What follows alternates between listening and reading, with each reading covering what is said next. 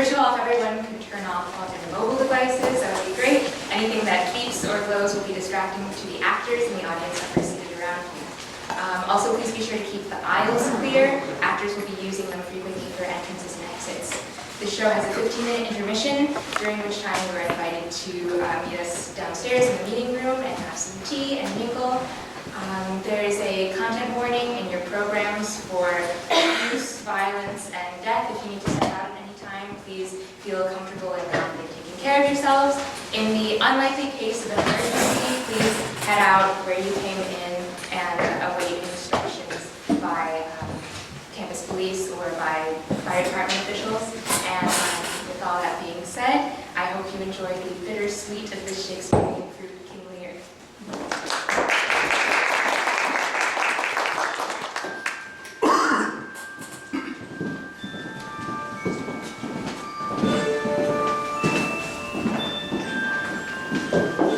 I thought the King had more right to the Duke of Albany than Cornwall. It did seem so to us. But now, in the division of the kingdom, it appears not which of the dukes he values most. Is not this your son, my lord? His breeding, sir, hath been at my charge. But lately, I have so blushed to acknowledge him that now I am brazen to it. Cannot conceive you. Sir, this poor fellow's mother could. Whereupon she grew round-boobed and had indeed, sir, a son for her cradle ere she had a husband for her bed. Do you smell a fault? I cannot wish the fault undone, the issue of it being so proper. But I have a son, sir, by order of law, some year elder than this, who yet is no dearer by my account. And although this knave came somewhat saucily before he was called for, yet was his mother fair. There was good sport at his making, and the whoreson must be acknowledged. Know you this noble gentleman, Edmund? No, my lord. My lord of Kent. Remember him hereafter as my honorable friend. My services to your lordship. I must love you and seek to know you better. Sir, I shall study to serve it. He hath been out 9 years, and away he shall again. The king is coming. Attend the lords of France and Burgundy, Gloucester. I shall, my liege. Meantime, we shall express our darker purpose. Give me the map there. Know that we have divided in three our kingdom, and 'tis our fast intent to shake all cares and business from our age, conferring them on younger strengths, while we, unburdened, crawl toward death. Our son of Cornwall, and you, our no less loving son of Albany, we have this hour a constant will to publish our daughter's several dowers, that future strife may be prevented now. The princes, France and Burgundy, great rivals in our youngest daughter's love, long in our court have made their amorous sojourn, and here are to be answered. Tell me, my daughters, which of you shall we say doth love us most? Now we our largest bounty may extend, when nature doth with merit challenge. Goneril, our eldest born, speak first. Sir, I love you more than words can wield the matter. Dearer than eyesight, space, and liberty, beyond what can be valued, rich or rare, no less than life with grace, health, beauty, honor, as much as child e'er loved or father found, a love that makes breath poor and speech unable. Beyond all manner of so much, I love you. What shall Cordelia do? Love and be silent. Of all these bounds, even from this line to this, we make thee lady. To thine and Albany's issue be this perpetual. What says our second daughter, our dearest Regan, wife to Cornwall? Speak. I am made of the self-same metal that my sister, and prize me at her worth. In my true heart I find she needs my very deed of love. Only she comes too short, that I profess myself an enemy to all other joys, which the square since possesses, and find I alone felicitate in your dear highness love. And poor Cordelia. And yet not so, for I am sure my love's more richer than my tongue. To thee and thine hereditary ever remain this ample third of our fair kingdom, no less in space, validity, and pleasure than that conferred on Goneril. Now, our joy. Although our last and least, to whose young love the vines of France and milk of Burgundy strive to be intersed. What can you say to draw a third more opulent than your sisters? Speak. Nothing, my lord. Nothing. Nothing. Nothing will come of nothing. Speak again. Unhappy that I am, I cannot heave my heart into my mouth. I love your majesty according to my bond. No more nor less. How, Cordelia? Mend your speech a little, lest it may mar your fortunes. Good my lord, you have begot me, bred me, loved me. I return those duties as are right fit. Obey you, love you, and most honor you. Why have my sisters husbands if they say they love you all? Happily, when I shall wed, that lord whose hand must take my plight shall carry half my love with him, half my care and duty. Sure, I shall never marry like my sisters to love my father all. Goes thy heart with this? Aye, good my lord. So young and so untender. So young, my lord, and true. Let it be so. Thy truth, then, be thy dower. For by the sacred radiance of the sun, the mysteries of Hecate and the night, by all the operation of the orbs from whom we do exist and cease to be, here I disclaim all thy paternal care, propinquity and property of blood, and as a stranger to my heart and behold thee from this forever. The barbarous Scythian, or he that makes his generation messes to gorge his appetite, shall to my bosom be as well neighbored, pitied, and relieved as thou, my sometime daughter. Good my liege. Peace, Kent, come not between the dragon and his wrath. I loved her most, and thought to set my rest on her kind nursery. Hence, and avoid my sight. So be my grave my peace, as here I give her father's heart from her. Call France. Who stirs? Call Burgundy. Cornwall and Albany, with my 2 daughters' dowers, digest this third. Let pride, which she calls plainness, marry her. I do invest you jointly with my power, preeminence, and all the large effects that troop with majesty. Ourself, by monthly course, with reservation of 100 nights, by you to be sustained, shall our abode make with you by due turn. Only we shall retain the name and all the additions of a king. The sway, revenue, executions of the rest, beloved sons, be yours, which to confirm this cornet part betwixt you. Royal Lear, whom I have ever honored as my king, loved as my father, as my master, father, as my great patron, thought on in my The prayers. bow is bent and drawn, make from the Let it shaft. fall, rather, though the fore convey the region to my heart. Ye kent unmannerly, but Lear is mad. What wilt thou do, old man? Think'st thou that duty shall dread to speak when power to flattery bows? To plainness honor's bound when majesty stoops to folly. Reverse thy doom, and in thy best consideration check this hideous rashness. Answer my life, my judgment. Thy youngest daughter does not love thee. And on thy life, My life never held but as a pawn to wage against thy Out of my sight! See better, Lear, and let me still remain the true blade of thine eye. now by Apollo, Now by Apollo, thou swearest thy gods in vain. O vassal miscreant! You, sir! Forbear, reverse thy doom, or whilst I can but clamor from my throne, I'll tell thee thou dost evil. Hear me, recreant! On mine allegiance, hear me!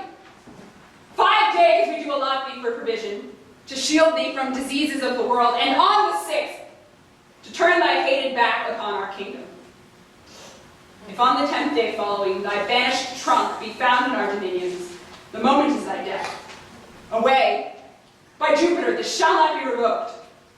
Fare thee well, king, and thus thou wilt appear. Freedom lives hence, and banishment is here. The gods to their shall take thee, maid that justly thinks and has most rightly said.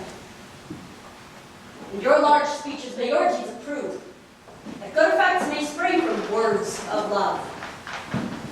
Thus Kendall, princes, bids you all adieu. We'll shape this new course of country new. Here's France and Burgundy, my noble lord. My lord of Burgundy, we first address towards you, who with this king hath rivaled for our daughter. What in the least will you require in present dower with her, or cease your quest of love? Most royal majesty, I crave no more than what your highness offered, nor will you tender less. Right, noble Burgundy. When she was dear to us, we told her so. But now her price has fallen. Sir, there she stands. If aught within that little seeming substance, or all of it, with our displeasure pieced and nothing more, may fitly like your grace, she's there and she is yours. I have no answer. Will you, with these infirmities she owes, unfriended, new adopted to our hate, dowered with our curse, and strangered with our oath, take her or leave her? Pardon me, for else her election takes not up on such conditions. Then leave her, sir. For by the power that made me, I tell you all her wealth. For you, great king, I would not from your love make such a stray to match you where I hate. Therefore beseech you to quit your life in a more worthier way than on a wretch whom nature is ashamed almost to acknowledge hers.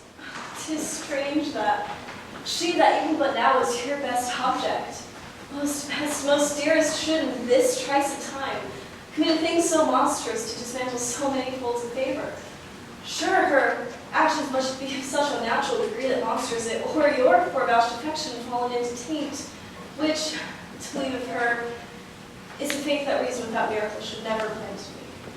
And yet, beseech your majesty, if for I want that glib and oily art to speak and purpose not, since what I well intend I'll do before I speak, that you make known it is no vicious blot, murder, or foulness that hath deprived me of your grace and favor. But even for that, for want of which I am richer, a still soliciting eye, and such a tongue as I am glad I have not. Better thou hadst not been born, than not to have pleased me better. Is it but this? A tardiness nature which often in history and spoke that it intends to do. My lord Burgundy, what say you to the lady? Love's not love when it is mingled and regards as standing aloof from the entire point. Will you have her? She is herself a dowry. Royally, give but the portion which yourself proposed. And here, I take Cordelia by the hand, Duchess of Burgundy. Nothing. I have sworn. I am firm. I am sorry that you have so lost a father that you must lose a husband. Peace be with Burgundy. Since that respects of fortune are his love, I shall not be his way.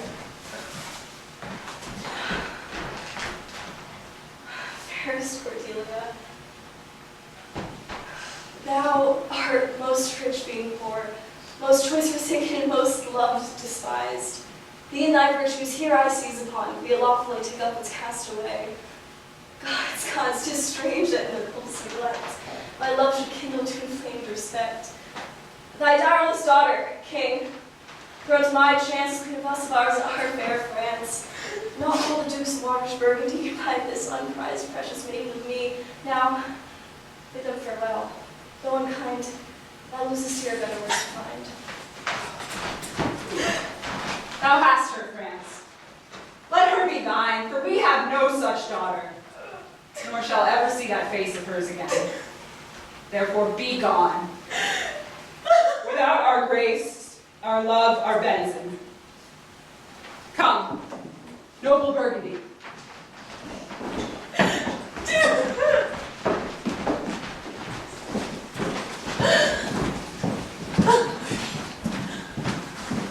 Bid farewell to your sisters.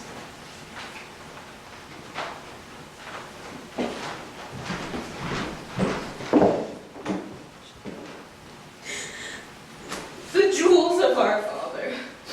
With washed eyes, Cordelia leaves you.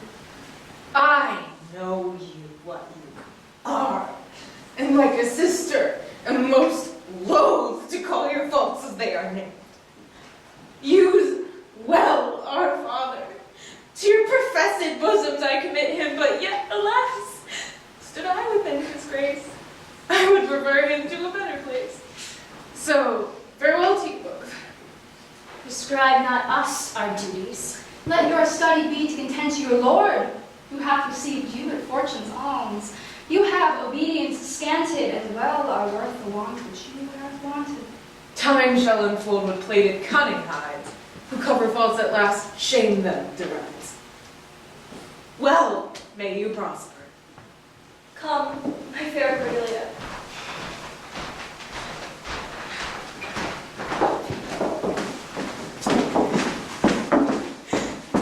Sister, it is not a little I have to say what most nearly appertains to us both. I think our father will hence tonight. 'Tis most certain, and with you. Next month with us. You see how full of changes his age is? The observation we have made of it hath not been little. He always loved our sister most, and with what poor judgment he hath now cast her off appears to grossly. 'Tis the infirmity of his age. Yet he hath ever but slenderly known himself. The best and soundest of his time hath been but rash. Then must we look to receive from his age, not alone the imperfections of long and graft condition, but therewithal the unruly waywardness that infirm and choleric years bring with them. Such inconstant starts as this of his banishment are we like to have from him. There is further promise of leave taking between France and him. Pray, let's hit together. If our father continue with such dispositions as he bears, this last surrender of his will, offend us. We shall further think on We it. must do something, indeed.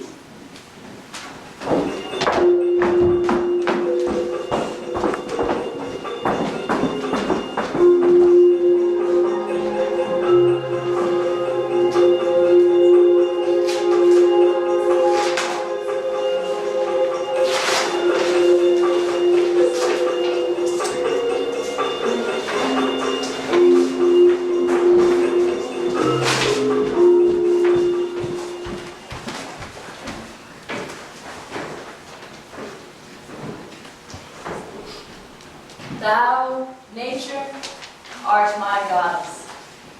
To thy law my services are bound.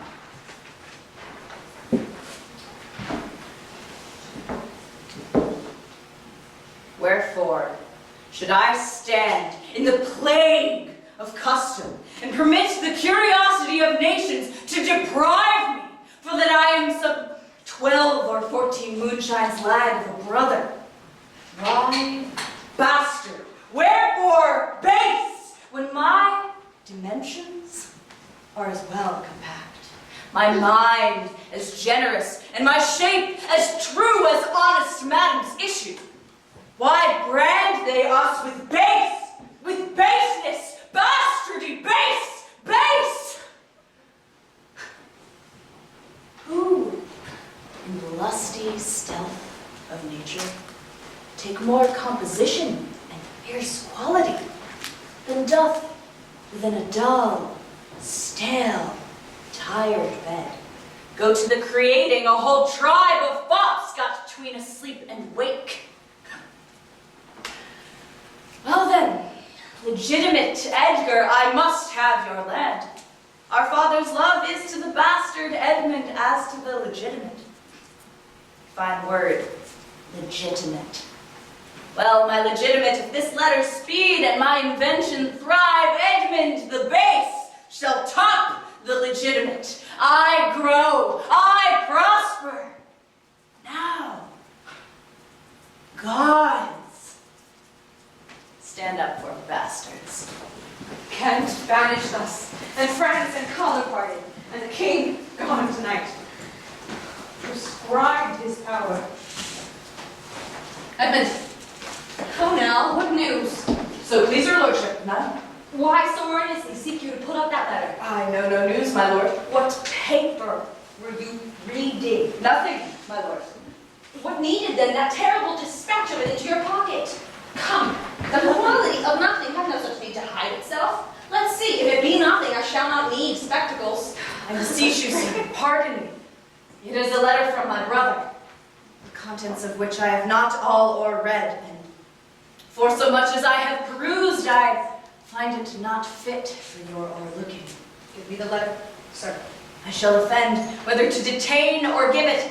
The contents, as in part I understand them, are to blame. Let's see. This policy and reverence of age makes the world bitter to the best of our times. Keeps our fortunes from us, till our oldness cannot relish them. I begin to find an idle and fond bondage in the oppression of aged tyranny, whose sway is not as it hath power, but as it is suffered. Come to me, that of this I may speak more. If our father should sleep till I waked him, you should have his revenue forever, and live the beloved of your brother, Edgar. Conspiracy. Sleep till I waked him. You should enjoy half his revenue. My son, Edgar? How do you hand to write this, a heart and brain to breathe in it? When came this to you? Who brought it? It was not brought me, my lord. I found it thrown in at the casement of my closet. You know the character to be your brother's. If the matter were good, my lord, I durst swear it were his, but in respect of that, I would fain think it were not. It is his. It is his hand, my lord. But I hope his heart is not in the contents. Has he never heretofore sounded you in this business? Never. But I have oft heard him maintain it to be fit that sons at perfect age and fathers declining, the father should be as ward to the son, and the son manage his revenue. Villain. A villain. Abominable villain. His very opinion in the letter. Abhorrent villain. Unnatural, detested, brutish villain. Worse than brutish. Go, sir, I'll seek him. I'll apprehend him. Where is he? I do not well know, my lord. If it shall please you to suspend your indignation against my brother, till you can derive from him better testimony of his intent, you shall run a certain course. Or if you violently proceed against him, mistaking his purpose, it would make a great gap in your honor, and shake in pieces the heart of his obedience. I dare pawn down my life for him, that he hath wrote this to feel my affection to your honor, and to no further pretense of danger. Think you so? If your honor judge it meet, I will place you where you shall hear us confer of this, and by an auricular assurance have your satisfaction, and that without any further delay than this very evening. Cannot be such a monster. Nor is not, sure. You're his father. So tenderly and entirely loves him. Heaven and earth. Edmund, seek out this villain. Wind me into him, I pray you. Frame the business after your own wisdom. I would unstate myself to be in a due resolution. I shall seek him, sir, presently. Convey the business as I find means, and acquaint you with all. These late eclipses of sun and moon portend no good to us. For the wisdom of nature can reason it thus and thus, yet nature finds itself scourged by secret events. Love cools, friendship falls off, brothers divide. In cities, mutinies, in countries, discord, in palaces, treason, and the bond cracked twixt son and father. This villain of mine comes under the prediction, nurse against father. King falls. From bias of nature, there's father against child. We have seen the best of our times. Machinations, hollowness, treachery, and all ruinous disorders follow us disquietly to our graves. Find out this villain, Edmund, shall lose thee nothing. And the noble and kind-hearted Kent banished. His offense? Honesty. 'Tis strange.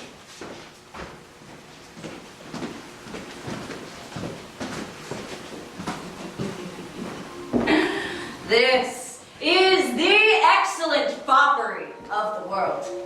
But when we are sick in fortune, often the surfeit of our own behavior, we make guilty of our disasters the sun, the moon, and the stars, as if we were villains by necessity, fools by heavenly compulsion, knaves, thieves, and treacherers by spherical predominance, drunkards, liars, and adulterers by enforced obedience of planetary influence, and all that we are evil in by a divine thrusting on. An admirable evasion of whore-master man to lay his goatish disposition to the charge of a star. My father compounded with my mother under the dragon's tail, and my nativity was under Ursa Major, so that it follows I am rough and lecherous. Tut I should have been that I am, had the maidenliest star in the firmament twinkled on my bastardizing. Edgar!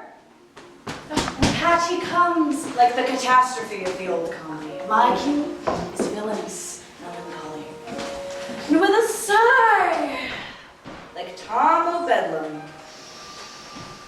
Oh, these eclipses do portend these divisions.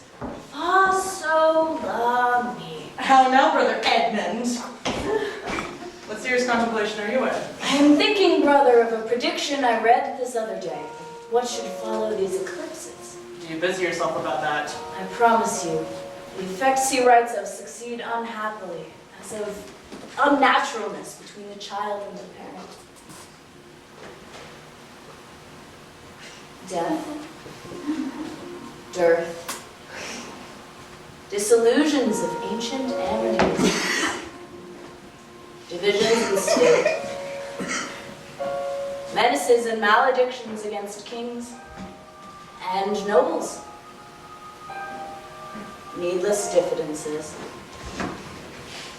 banishment of friends, disillusion of cohorts, nuptial breaches, and I know not what.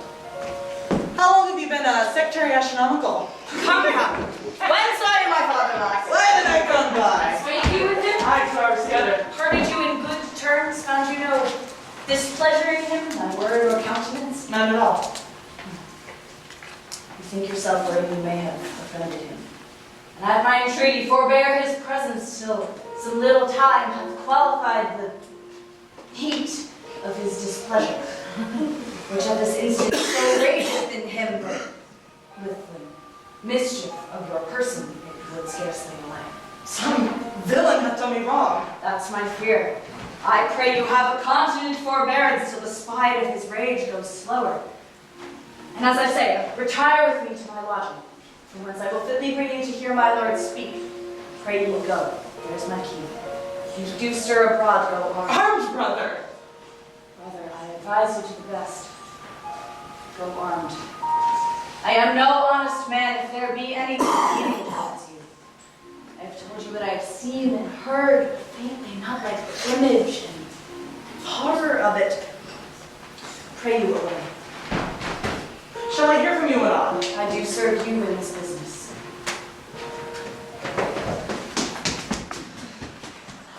Credulous father, and a brother noble, whose nature is so far from doing harms that he suspects none, on whose foolish honesty my practices ride easy. I see the business, that me, if not by birth, have lands by wit, all's with me's meat that I can fashion fit.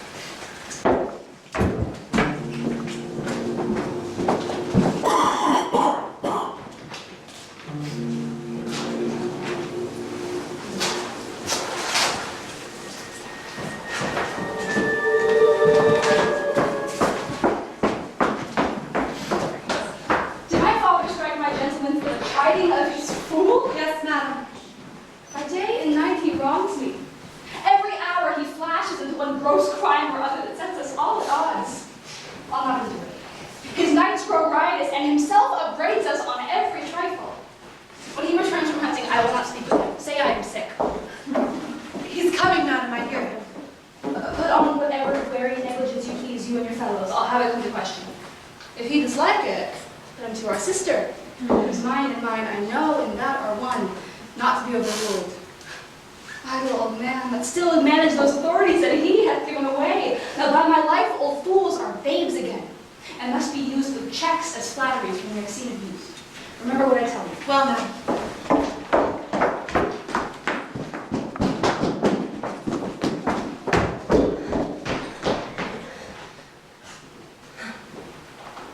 But as well I other accents borrowed, but can my speech diffuse?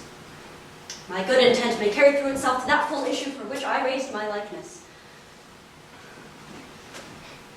Now banished to Kent, thou canst serve where thou dost stand condemned. So may it come thy master, whom thou lovest, shall find thee full of labors. Let me not stay a jot for dinner. Go! Get it ready. How now? What art thou?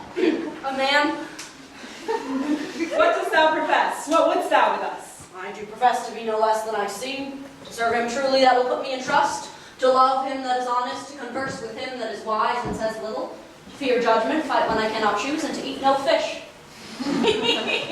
What art thou? Oh, a very honest-hearted fellow, and as poor as the king. If thou be as poor for a subject as he is for a king, thou art poor enough. What wouldst thou? Service? Who wouldst thou serve? You?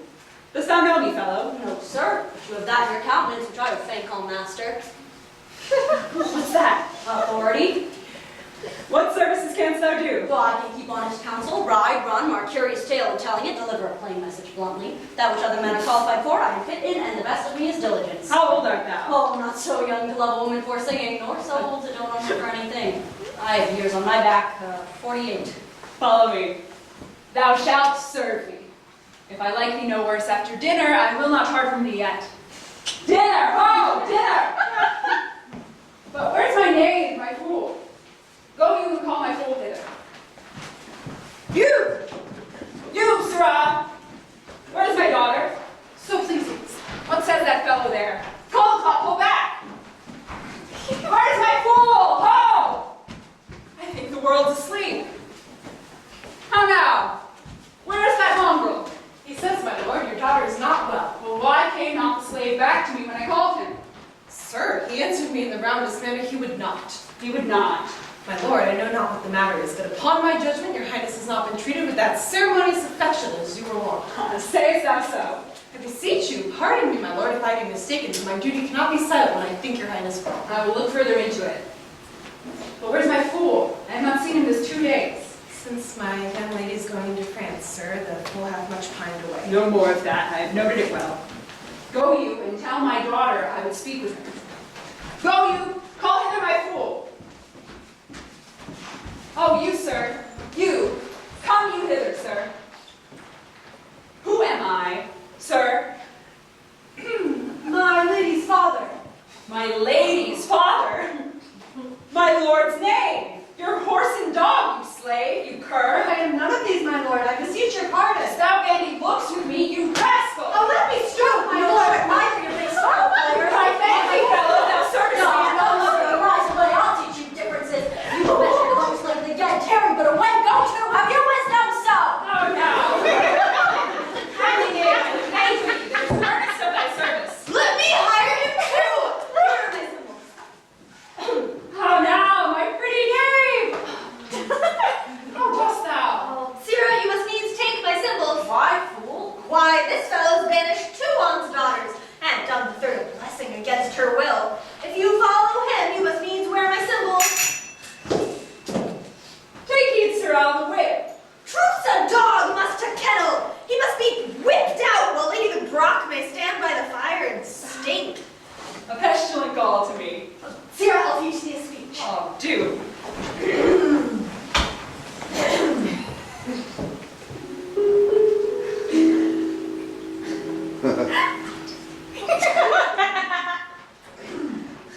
Have more than thou showest. Speak less than thou knowest. Lend less than thou owest. Ride more than thou goest.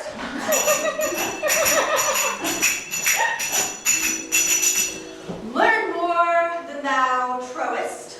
Set less than thou throwest. Leave thy drink in thy whore, and keep in a door, and thou shalt have more than 2 tens to a score.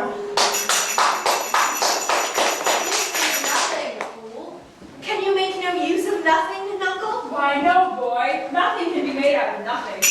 Prithee, tell him. So much the rent of his land comes to, he will not believe a fool. A bitter fool. Dost know the difference, my boy, between a bitter fool and a sweet one? No, lad, teach me. That lord of the council be, to give away thy land. Come, place him here by me. Do thou for him stand. The sweet and bitter fool will presently appear. The one in motley here, the other found.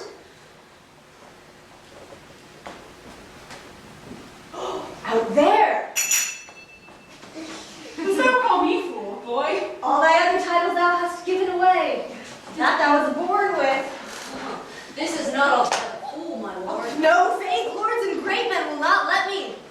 If I had a monopoly, they'd have part on it. And ladies, too, they will not let me have all fool to myself. They'll be snatching. Give me an egg, Nuncle, and I'll give thee 2 crowns. Why, what 2 crowns shall they be? Why, after I have cut the egg middle and eat up the meat. The 2 crowns of the egg. When thou clovest thy crown in 2 and gave away both parts, thou borest thy ass on thy back o'er the dirt. Can you please take this ass off my back? Thank you so much.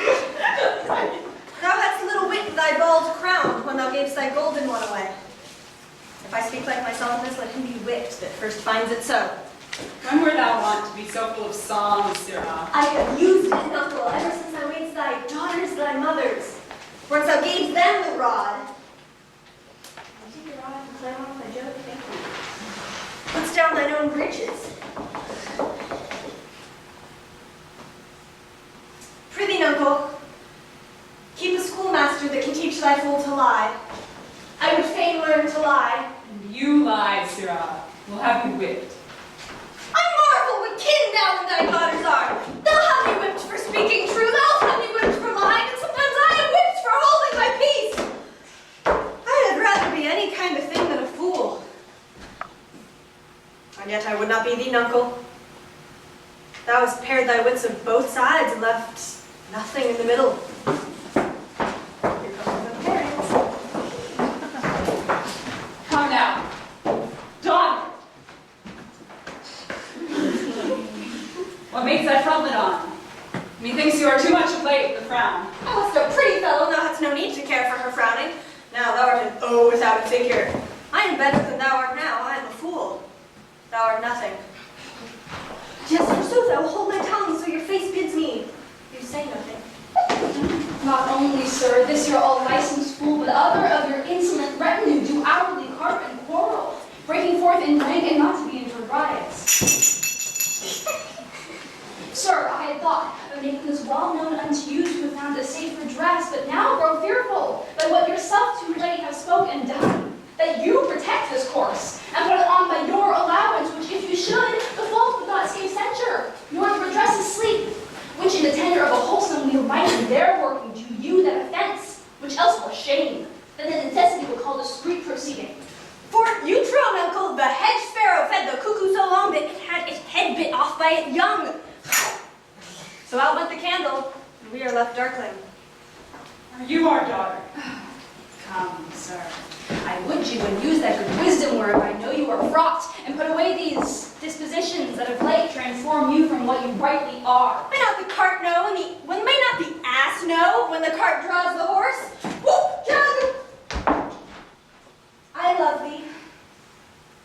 Does any here know me? This is not Lear. Does Lear walk thus, speak thus? Where are his eyes? Either his notion weakens, his discernings are lethargy. Waking, 'tis not so. Who is it that can tell me who I am? Lear shadow.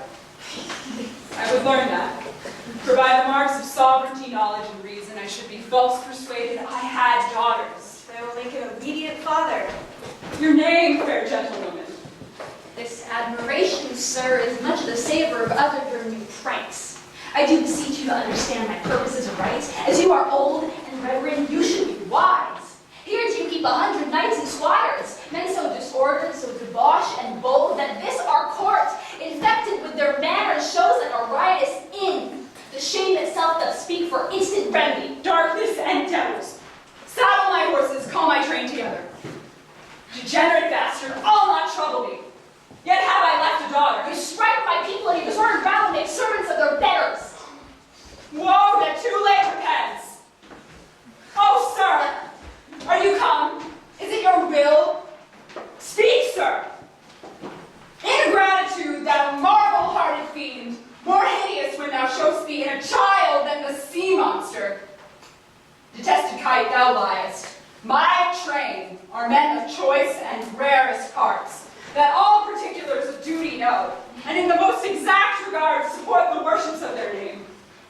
Oh, most small fault, how ugly didst thou in Cordelia show, that like an engine, wrenched my frame of nature from the fixed place, drew from heart all love, and add to the gall. Oh, Lear, Lear, Lear! Beat at that gate, unless I folly is,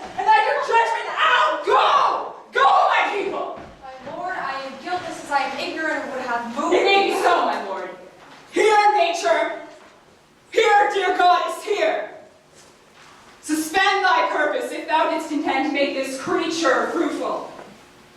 Into her womb convey sterility.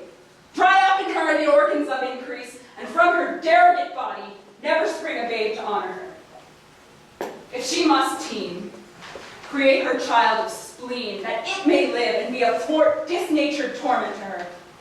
Let it stamp wrinkles in her brow of youth, receded tears fret channels in her cheeks, turn all her mother's pains and benefits to laughter and contempt, that she may feel how sharper than a serpent's tooth it is to have a thankless child. Away! Away! Now, gossip, ye door, whereof comes this? Never afflict yourself to know the cause, but let his dispositions have that scope that dotage gives it. What? 50 of my followers had a clap. Within a fortnight. What's the matter, sir? I'll tell thee. Life and death, I am ashamed that thou hast power to shape my manhood thus, that these hot tears which spring from me perforce should make thee worth them. And fogs upon thee, the untended woundings of a father's curse pierce every sense about thee. Old fond eyes, beweep this cause again, I'll pluck ye out, and cast you with the waters that you lose to temper clay. Yea, is it come to this? Let it be so. Yet have I left a daughter, whom I'm sure is kind and comfortable. When she shall hear this of thee, with her nails she'll flay thy wolfish visage. Thou shalt find that I'll resume the shape which thou dost think I have cast off forever. Thou shalt, I warrant thee.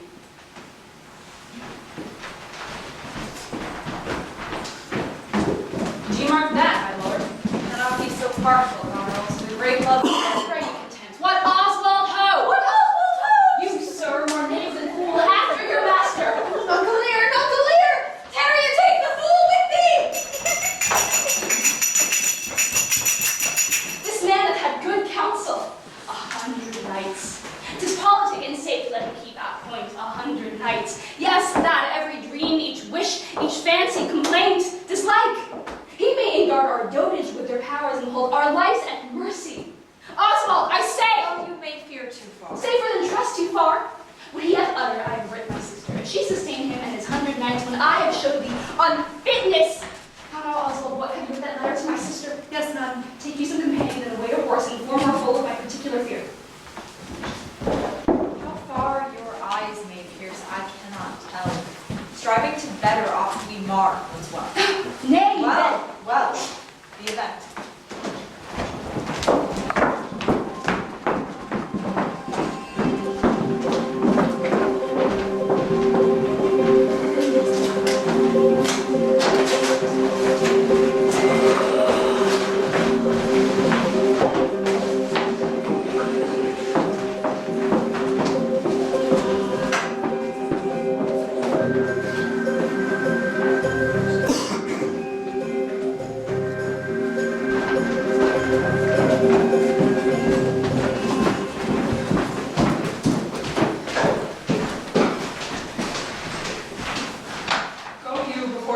with this letter.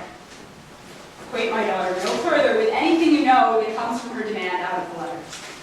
If your diligence be not speedy, I shall be there for you. I will not sleep, my lord, till I have delivered your letter. Chelsea, if thy other daughter will use thee kindly. For though she is as like this as a crab's like an apple, yet I can tell what I can tell. Why, what canst thou tell, my boy? Why, she will taste as like this as a crab does to a crab. Canst tell why one's nose stands in the middle of one's face? No. Why, to keep one's eyes of either side's nose. That what a man may not smell out, he may spy into. I did her wrong. Canst tell how an oyster makes his shell? No. Nor I neither. But I can tell why a snail has a house. Why? Why, to put his head in, not to give it away to his daughters. I will forget my nature, so kind a father. Be my horses ready? Thy asses are gone about them. The reason the 7 stars are not more than 7 is a pretty reason. Because they are not 8. Yes, indeed. Thou wouldst make a good fool. Shake it again, perforce. Monster ingratitude. If thou were my fool, Knuckle, I'd have thee not have been old till thou hadst been wise. Oh, let me not be mad. Not mad. Sweet heaven, keep me in temper. I would not be mad. How now? Are the horses ready? Ready, my lord.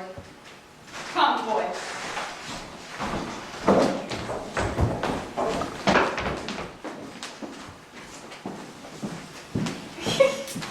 She that's a maid now, and laughs at my departure, shall not be a maid long, unless things be cut shorter.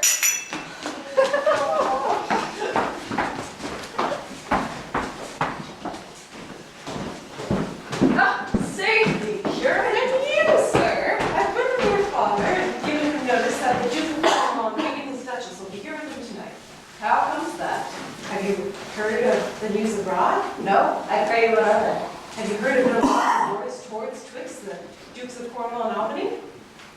Not a word. You may do that in time. Fare thee well, sir. The Duke be here tonight. The better, the best. This weaves itself perforce into my business. My father hath set guard to take my brother, and I have one thing, the queasy question which I must act. Briefness and fortune work.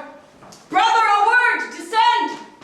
Brother, I say, my father watches. Oh, sir, fly this place. Intelligence is given where you are hid. You now have the good advantage of the night.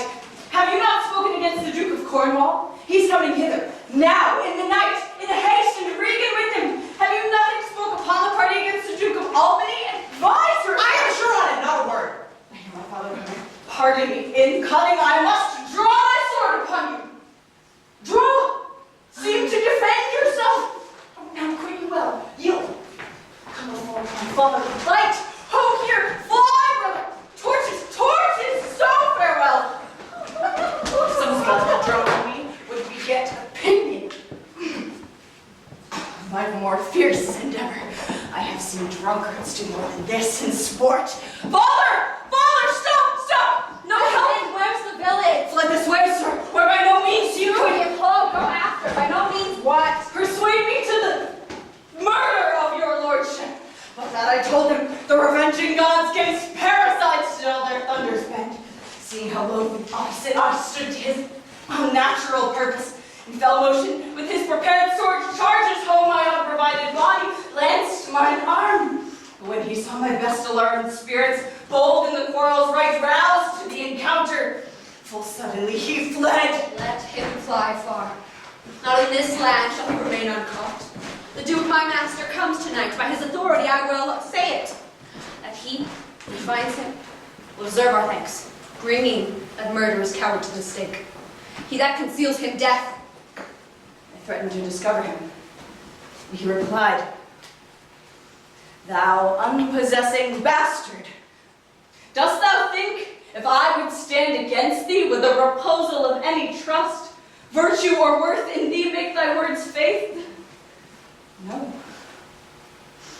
What should I deny in this? I would, though thou didst produce my very character, I'll turn it all to thy suggestion, plot, and damned practice." Villain, would he deny his letter? I never got him.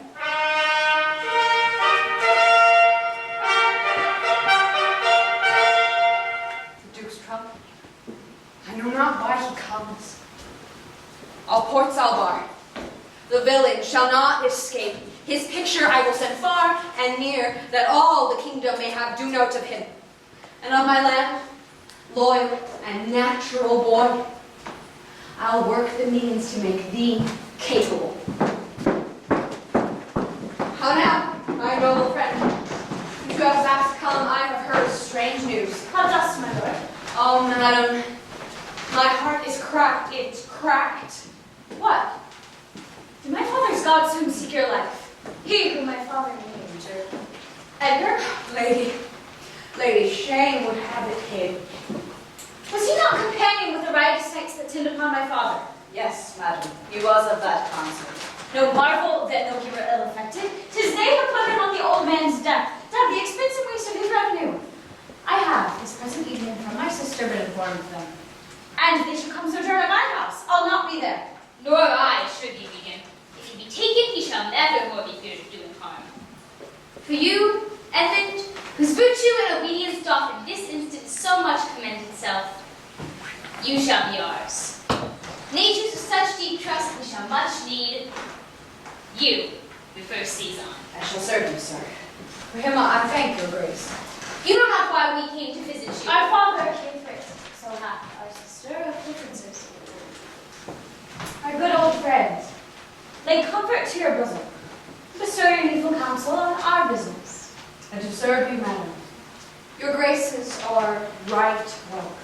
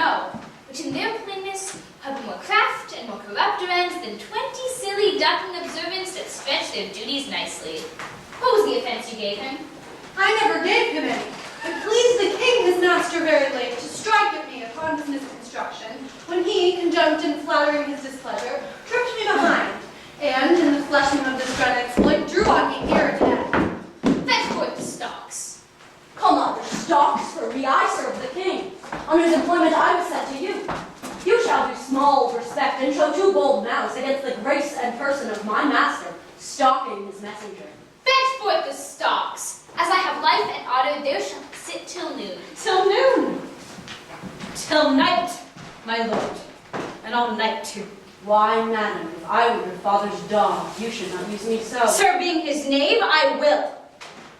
I do beseech your grace not to do so. His fault is much, and the good king, his master, will check him for it. It should be to have your father so deceived. My sister may have it far more worse to have her messenger abused, assaulted for following her affairs. Come, my good lord, away.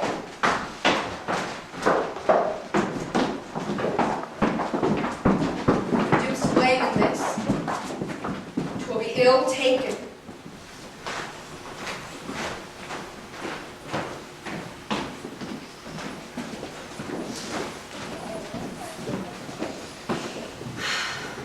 Good king that must approve the common saw. Thou out of heaven's benediction comest to the warm sun. Approach thou beacon to this underglobe, that by thy comfortable beams I may peruse this letter. Nothing almost these miracles but misery. I know 'tis from Cordelia. I have most fortunately been informed of my obscured course, and shall find time from this enormous state seeking to give losses their remedies. while weary nor watched. Take vantage, heavy eyes, not to behold this shameful lodging. Fortune, good night. Smile once more. Turn thy wheel.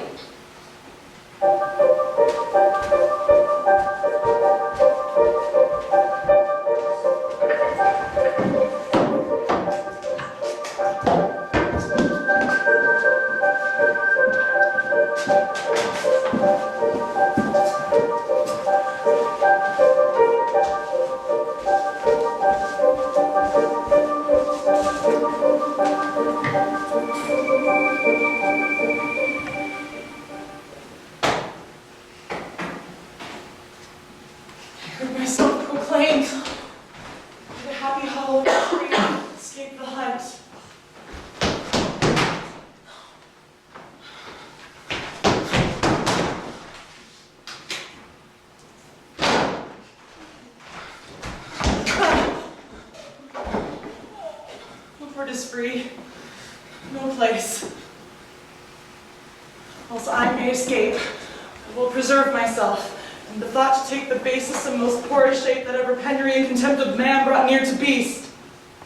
My face, outgrimed with filth, blanket my loins, elf my hair in knots, and with presented nakedness outface the winds and persecutions of the sky. The country gives me proof and precedent of Bedlam beggars who, with roaring voices, strike their mortified and bare arms, pins, wooden pricks, nails, springs of rosemary.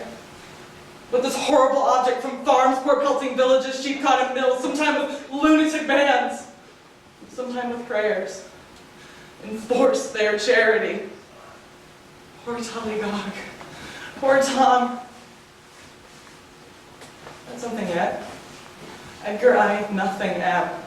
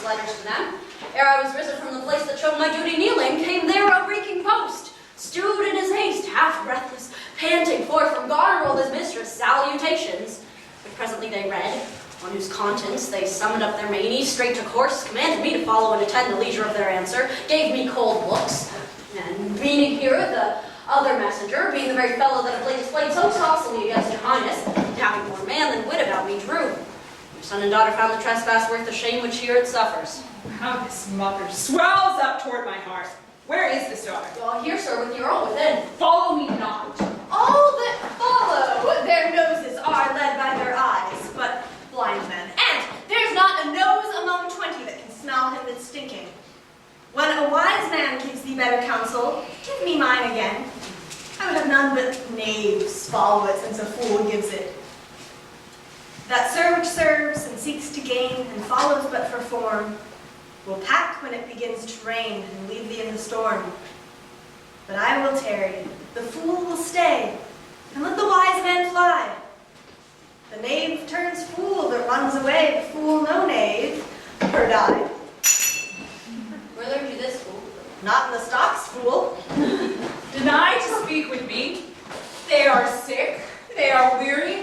Fetch me a better answer. My lord, you know the fiery quality of the Duke, how unremovable and fixed he is in his course. Vengeance, plague, death, confusion, fiery. What quality? Why, Gloucester. Gloucester, I'd speak with the Duke of Cornwall and his wife. Well, my lord, I have informed them so. Informed them. Dost thou understand me, man? Aye, my good lord. The king would speak with Cornwall. The dear father would with his daughter speak, commands her service. Are they informed of this? My breath and blood, fiery, the fiery Duke. Tell the hot Duke that. Should he sit here? Go tell the Duke and his wife I'd speak with them, or at their chamber door I'll beat the drum till it cries sleep to death. I would have all well betwixt you. Oh, me heart, my rising heart, but down. Try to it, Uncle. We march you both. Hail to your grace. I'm glad to see your highness. Reason. I think thou art. I know what reason I have to think so. If thou shouldst not be glad, I would divorce thee from thy mother's tomb, sepulchring an adulteress. Oh, are you free? Some other time for that. What, Regan? Thy sister's not. Oh, Regan, she hath tied sharp-toothed unkindness like a vulture here. I can scarce speak to thee, thou not believe, but how depraved your quality is. Oh, Regan. Sir, take patience, I hope. Say, how is that? Well, I cannot think my sister in the least would fail her obligation. If, sir, perchance you have restrained the riots of your followers, 'tis on such grounds and to such wholesome ends that frees her of all blame. My curse is on her. Oh, sir, you are old. Nature in you stands on the very verge of her confine. You shall be ruled and led by some discretion, which rules your state better than you yourself. Therefore, I pray you that to my sister you do make return. Say you have wronged her, sir. Ask her forgiveness. Dear daughter, I confess that I am old. Age is unnecessary, and on my knees I beg that you'll vouchsafe me raiment, bed, and food. Need I say more? Oh, sir, these are unsightly tricks. Return you to my sister. Never, Regan. All the stored vengeances of heaven fall on her ingrateful top. Strike her young bones, you taking airs with lameness. Fine, sir, fine. You nimble lightnings, dart your blinding flames into her scornful eyes. Infect her beauty, you fen-sucked fogs, drawn by the powerful sun to fall and blast her pride. The blessed gods! So will you wish on me when the rash mood is on? No, Regan, thou shalt never have my curse. Thy tender-hefted nature shall not give thee o'er to harshness. Her eyes are fierce, but thine do comfort and not burn. Thou better knowest the offices of nature, bonds of childhood, effects of courtesy, dues of gratitude. Thy half the kingdom thou hast not forgot, wherein I thee endowed.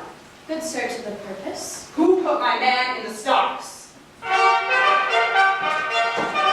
trumpet's that? I know it, it's my sister's. This approves her letter that she will soon be here. Is your lady come?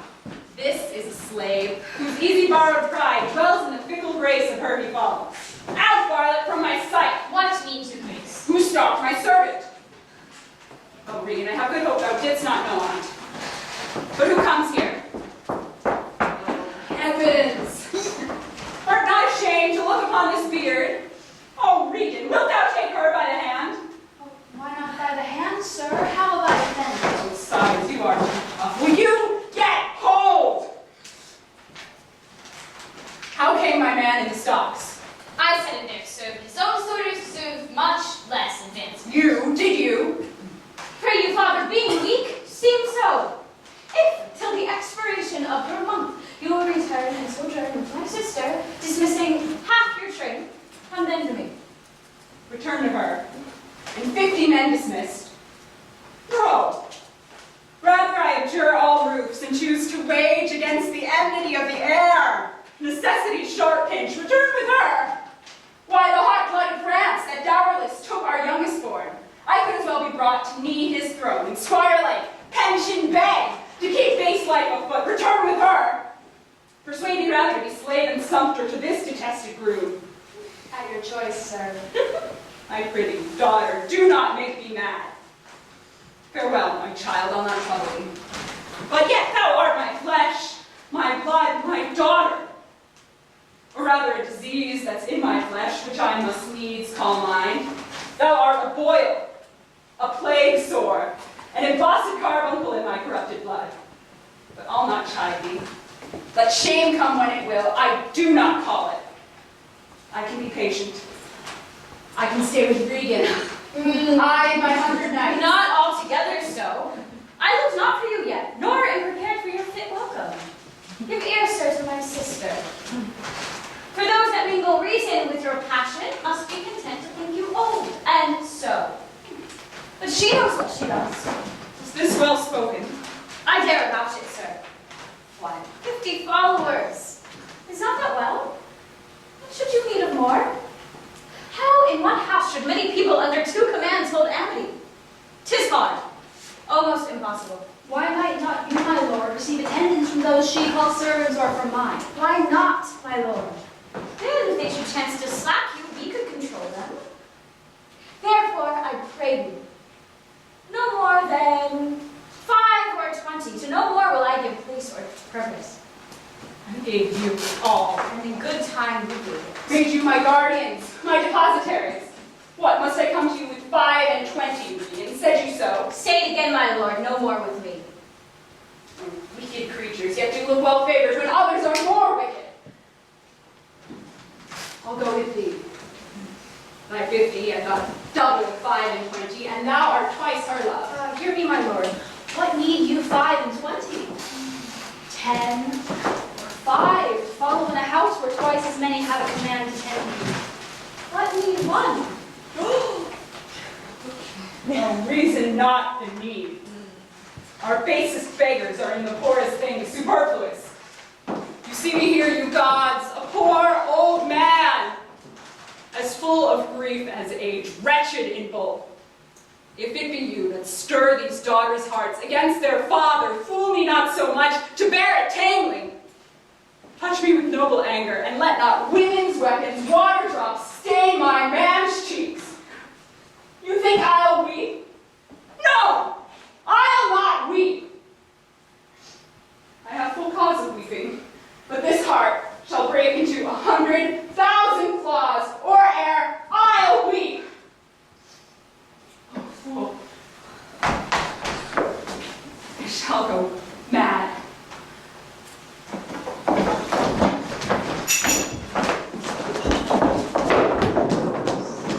Let us withdraw. 'Twill be a storm. This house is little.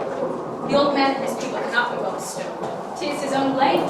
Hath put himself to rest and must needs face his folly. For his particular, I'll house him gladly, but not 1 follower. So my purpose. Where is my lord of Gloucester? Followed the old man forth. He is returned. King's in high range. Whither is he going? He calls to horse, but will I know not whither.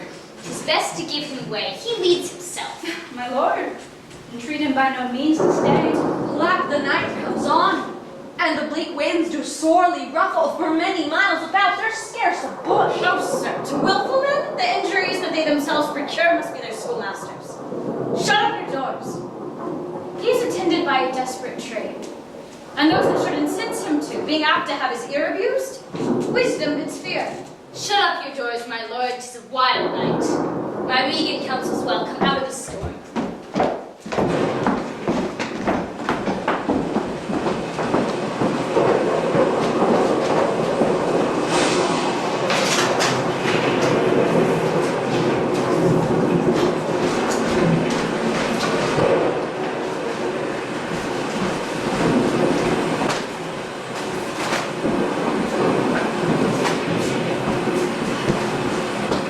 Who's there? What is it that you see? One might with the weather must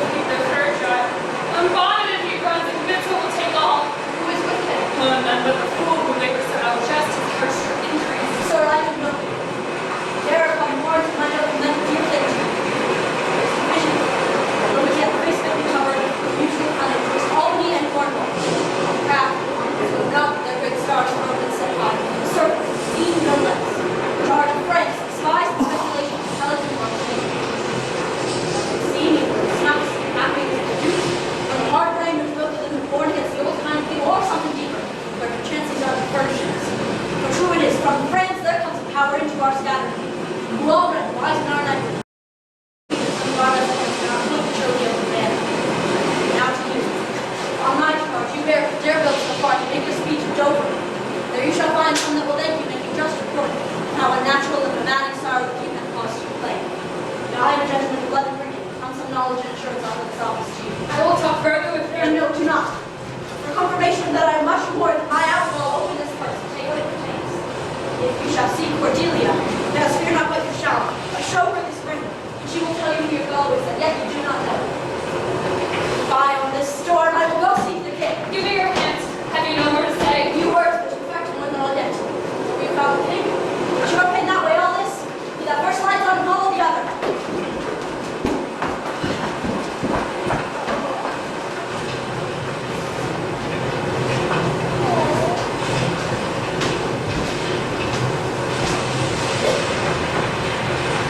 Blow, winds, and crack your cheeks. Rage! Blow! You cataracts and hurricanes spout, till you have drenched our steeples. Drown the cocks! You sulphurous and thought-executing fires, vaunt couriers to all-cleaving thunderbolts, singe my white head! And thou, all shaking thunder, smite flat the thick rotundity of the world. Crack nature's molds, and turbid spill at once that make ingrateful man. Oh, Nuncle, pour holy water in a dry house were better than this rainwater out of door. Could Nuncle in and ask thy daughter's blessing?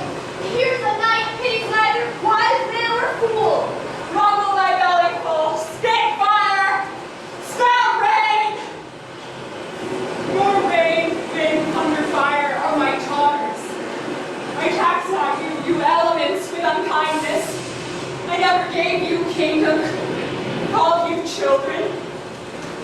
Then let fall your horrible pleasure. Here I stand, your slave, a poor, infirm, weak, and despised old man, but yet I call these servile ministers that have with two pernicious daughters joined against a head so old and white as this. Oh, 'tis foul! He that has a house puts head is a good headpiece. The codpiece that will house before the head has any, the head he shall, louse. So, beggars marry many. The man that makes his toe what he his heart should make, shall of a corn cry woe and turn his ears away. There was never yet fair woman which he made now to the glass. No, I will be the pattern of all patience. I will say nothing. Who's that? Marry, sir, here's grace and a codpiece. That is a wise man and a fool. Alas, sir, are you here? Then the upright not such nice as these. Laugh, despise, gather the very wonders of the dark and make them keep their pace. As I was man, sheets of fires and bursts of burning thunders and groans and roaring winds and rain, I never remember so well. This nature cannot bear the affliction nor the fear. Let the great gods that keep this dreadful father o'er our heads find out their enemies now. Tremble, thou wretch, that hast within thee undivulged crimes, unwicked of justice. Hide thee, thou bloody hand, thou perjured, and thou similar man of virtue that art incestuous, caitiff to pieces shake. Close pent-up guilts, bribe your concealing continence, and cry these dreadful summons grace. I am a man, for sinned against thee, sinning. Not bare-headed. When my lord hard by here is a hovel, some friendship will lend you against the past, propose you there. The lie to this hard house more harder than the stones, where it was raised, which even but now, but in the after you deny you to come in, return and force their stay to person. Our wits begin to turn.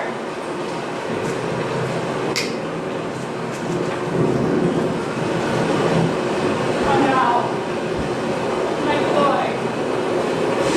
How does my boy? Art cold.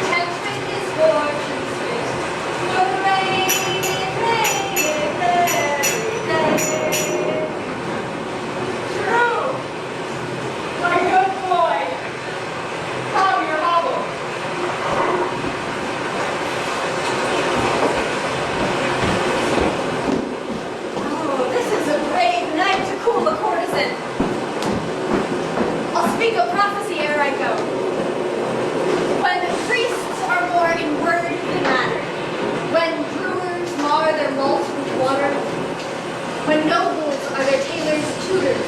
No heretics burned, but wenches suitors. When every piece in law is right, no squire in debt, no nor poor knight. When slanders do not live in tongues, nor cut purses come not to throngs. When usurers tell their gold in the field, and bawds and whores do churches build, then shall the realm of Albion come to great confusion. Then comes a time who lives to see it, the going shall be used with feet. This prophecy Merlin shall make, for I live before his time.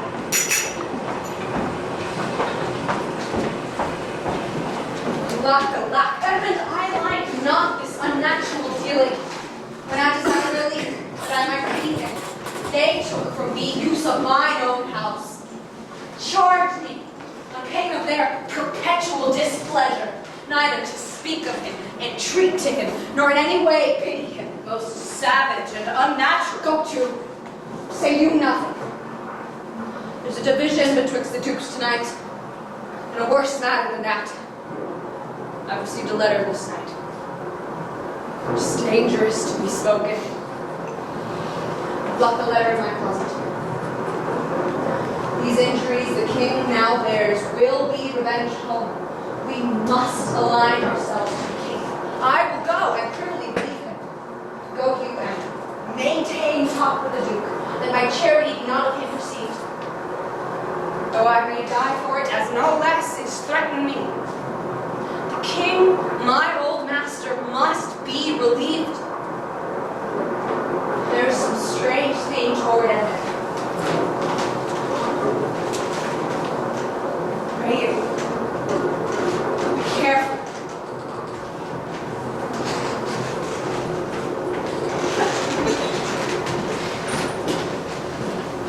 This courtesy, forbid thee, shall the Duke instantly know, and of the letter too.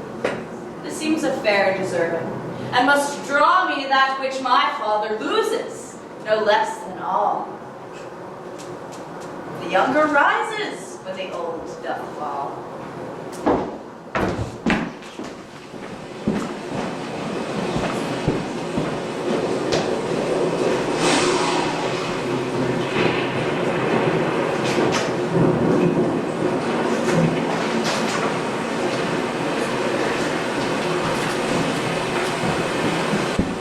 Here's the place, my lord, good my lord, at the pier.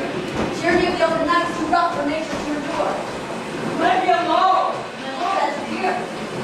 Don't break my heart. I'd rather break mine own. Thou thinkst too much. This contentious storm invades us to the skin. So 'tis to thee. But where the greater malady is fixed, the lesser is scarce felt. Thou'st shun a bear.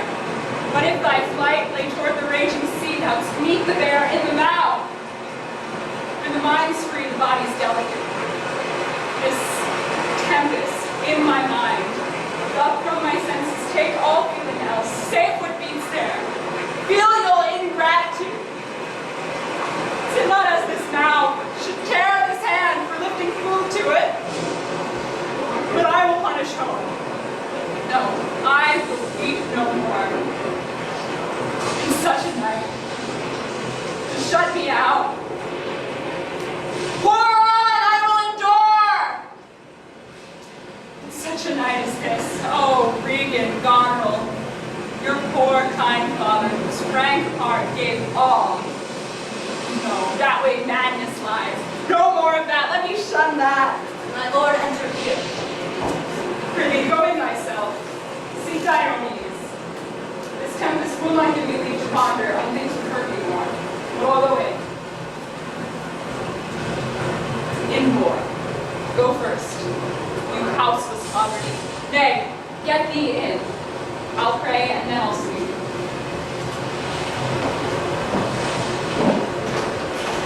Poor naked wretches. Wheresoe'er you are, that bide the pelting of this pitiless storm, how shall your houses heads and unfed sides, nor boot and window ragged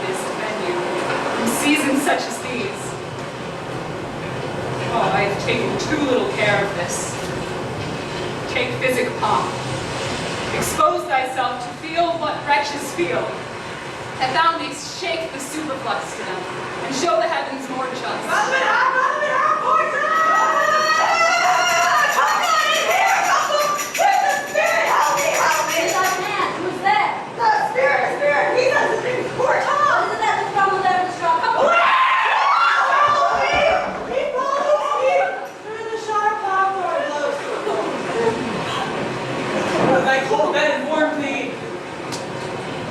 Hast thou given all to thy two daughters? And art thou come to this? It's anything before Tom. And the foul fiend is led through fire and through flame, through thorn and whirlpool, over bog and quagmire. And set knives under his pillows, altars by his hue, set wrathbane by his porridge, made Philip proud of heart, and to ride a bay-trotting horse over 4-inch bridges. The horse's own shadow for a traitor, lest thy fine winds told to cold. Oh, beauty, beauty, beauty. Blessing from whirlwind start blasting and taking. To pour some charity, who the foul fiend rages. There, I have it! There. What? Have his daughters brought him to this pass? Couldst thou say nothing? Didst thou give them all? Nay, he reserved a blanket, else we have all been shamed. Now all the plagues that in the pendulous air hang faded o'er men's faults light on thy daughters. On behalf of the daughters, sir. Death, traitor! Nothing could have subdued nature to such aloneness but his unkind daughters. Is it the fashion that discarded fathers should have thus little mercy on their flesh? Judicious punishment was this flesh who got those pelican daughters. Billy Garcelle, Billy Garfield, halloo, halloo. This cold night will turn us all to fools and madmen. Think ye the foul fiend obey thy parents, keep thy word justly, swears not, commit not with man's sworn spouse, set not thy sweetheart on proud parade. Comes and cold. What hast thou been? A serving man, proud in heart and mind. I curled my hair, wore gloves in my cap, served the lust of my mistress's heart, and did the act of darkness with her. Swore as many oaths as I spake words, and wrote them in the sweet face of heaven. One that slept in the contriving of lust, and wait, to it. Wine will I deeply, thrice dearly. In women, out paramour the Turk. False of heart, light of ear, bloody of hands, clog and slaughterbox himself, over greeting this dog of madness. Like gray. Not the creaking of shoes, nor the rustling of silk to betray thy sweetheart to a woman. Keep thy foot out of brothels, thy hand out of plackets, thy pen from lenders, books and defy the foul feet. Look through the sharp hawthorn gloves and cold wind. Stay star, Dolphin, my boys, is that let him trot by? Why, thou wert better in thy grave than to answer with thy uncovered body this extremity of the skies. This man no more than this. Consider him well. Thou owest the worm no silk, a beast no hide, the sheep no wool, the cat no perfume. Fierce thrions are sophisticated. Thou art the thing itself. Unaccommodated man is no more than such a poor, bare, forked animal as thou art. Off, you lendings! Come and light here! Oh, prithee, uncle, be contented. 'Tis a naughty night to swim in. Now, a little fire in a wild field like an old ledger's heart. A small spark, all the rest on's body cold. Look, here comes a walking He's fire. a healthy liberty, Jimmy. He begins a perfume, lots of the first cock. He gives lemon pin, squints the eye, and hurts the poor creature of the earth. As to cold, it's rice the old. He met the nightmare on her ninefold. He bid her a light and her child flight. The right thing, wage a right day. There's your grace. What's he? Who's that? What is it that you seek? What are you there? Your name? Poor Tom, that eats the swimming frog, the toad, the walnut, the tadpole, and the water. And in the fury of his heart, when the falcon rages, eats cow dung for salad, swallows the old rat, the ditch dog, and drinks the green mantle of the standing cold. Was whipped from tithing to tithing, stalking, punished, and imprisoned. Would had 6 shirts to his back, 3 shirts to his body, a horse to ride, and nothing to wear. But rats and mice and such small deer Fortune's food for 7 long years. Where are my followers? Peace, smoke, and peace. What? I feel grace no better company. Prince of Darkness is a gentleman, not who he's called, and Demelo. Our flesh and blood is grown so vile, my lord, that I got paid against it. Cold. Go in. My duty cannot suffer to obey in all your daughter's harsh commands. Will their injunctions be to bar my doors, and let this tyrannous night take hold upon you? Yet have I ventured to seek you out and bring you where both fire and food is ready. First, let me talk with this philosopher. What is the cause of thunder? My lord, take us up and go into the house. I'll speak with this same learned Theban. What is thy study? How to prevent the fiend and to kill vermin. Let me ask you one word in private. Opportune him once more to go, my lord. His wits begin to unsettle. So wait him. His daughter seeks his death. That good Kent. He said it would be thus, or banished man. Thou sayest the king grows mad. I tell thee, friend, I am almost mad myself. I had a son, now outlawed from my blood. He sought my life, and yet I loved him, friend. No father, son dearer. Truth to tell me, the grief happened. Crazed my wits. What a night is this? I do beseech your grace. Oh, cry you mercy, sir. Noble philosopher, your company. In, fellow, into the hovel, get thee warm. Come, let's in all. Slay, my lord. With him, I will keep still with The my man lost. lost and let him take the fellow. Take him you on. So out come on below. Come, good Athenian. No words. No words. Hush. After a lent to the dark tower came, his word was still. Frightful and foul I smell the blood of a British man.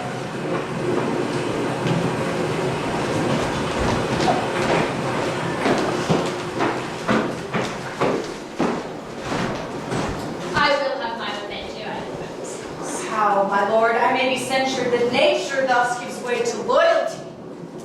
Something fears me. I now perceive it was not altogether your brother's evil disposition made him seek his death, but a provoking merit set at work by a reprovable badness in himself. How malicious is my fortune, that I must repent to be just.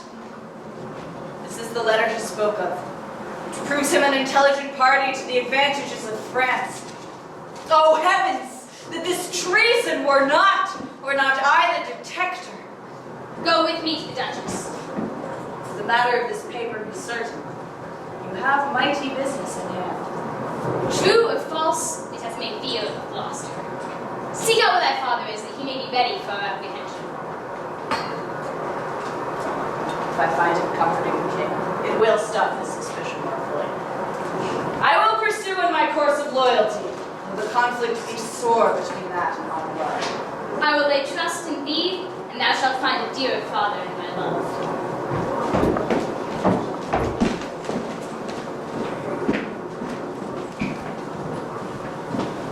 Here's better than the open air. Take it thankfully. I will piece the comfort of what addition I can. I will not be long from you. Power of peace. All his wits given way to his impatience. The gods reward your kindness.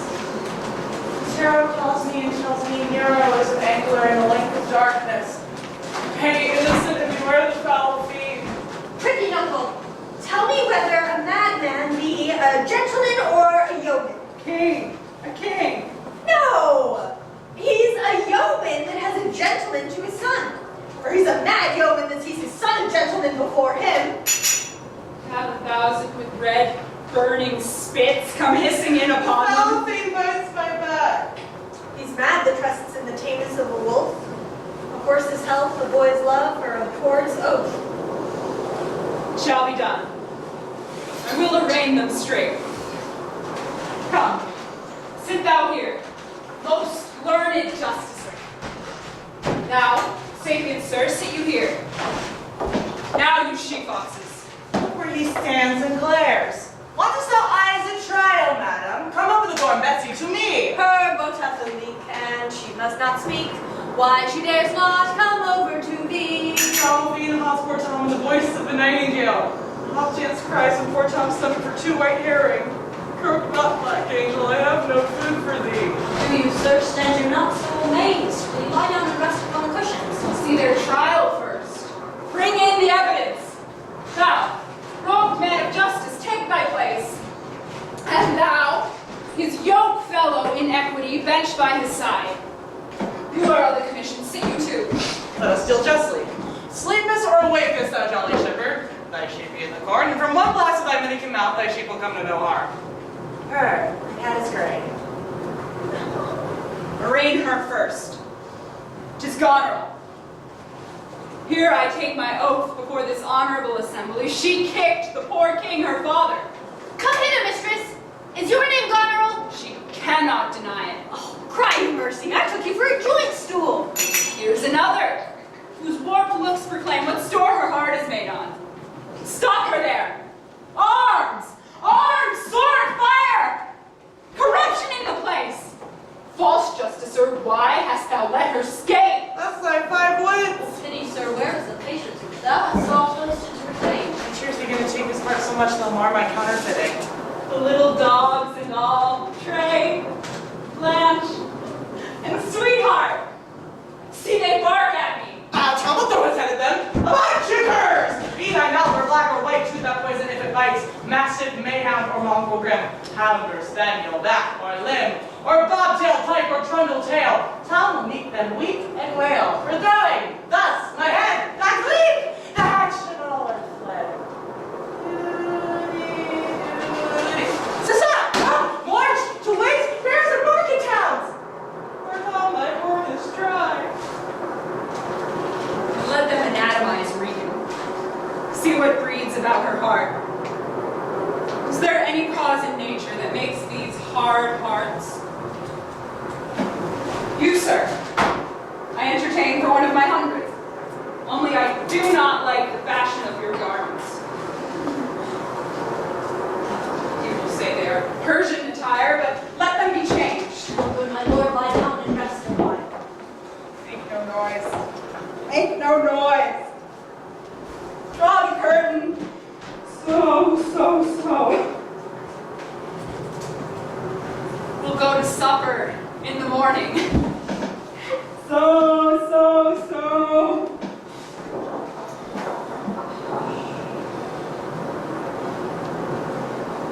And I'll go to bed at noon.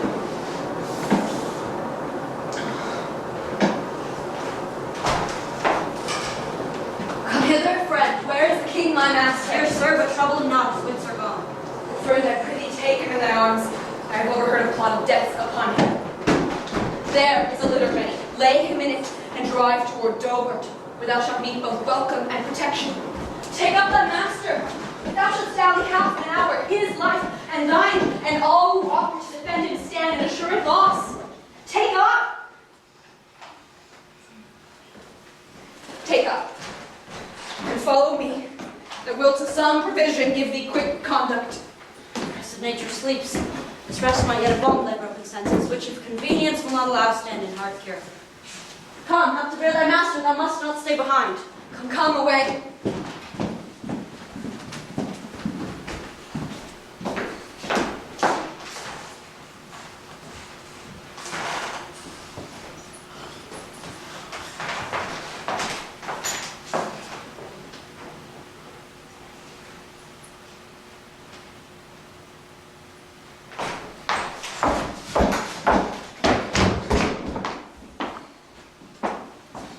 We are better see wearing our woes, we scarcely think our miseries, our foes.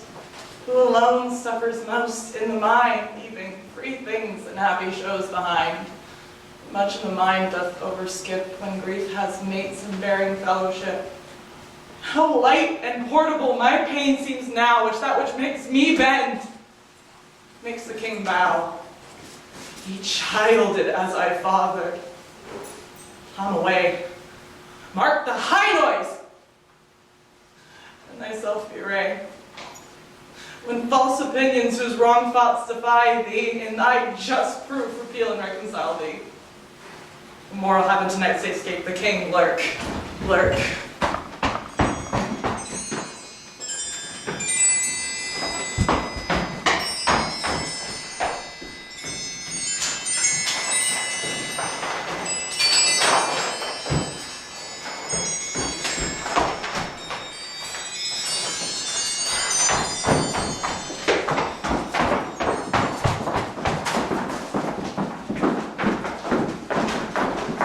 Post speedily to my lord your husband, show him this letter. The army of France has landed. Seek out the village lost. Hang him instantly. Pluck out his eyes. Leave him to my displeasure. And then keep your sister company. The revenges we are bound to take upon your traitorous father are not fit for your beholding. Advise the Duke we are going to a most festinate preparation. We are bound to the like. The posts shall be swift and intelligent betwixt us. Farewell, dear sister. Farewell, my lord of Gloucester. How now? Where's the king? My lord of Gloucester hath conveyed him hence, some 5 or 6 and 30 of his knights. Hot questers after him met him at gate, who along with some other of the lord's dependents are gone with him towards Dover, where they boast to have well-armed friends. Get horses for your mistress. Farewell, sweet lord. And then, farewell. Go seek the village Gloucester. Pinion him like a thief. Bring him before us. Though well we may not pass upon his life without the form of justice, yet our power shall do a courtesy to our wrath, which men may blame but not control. Who's there? The traitor? Grateful fox, 'tis he. Find fast his courtyard. What mean your grace's courtly? Oh, good my friends, I am your host. Find him, I say. Harder! Harder! Villain traitor! Unmerciful lady that you are. I'm none. To this chair, find him.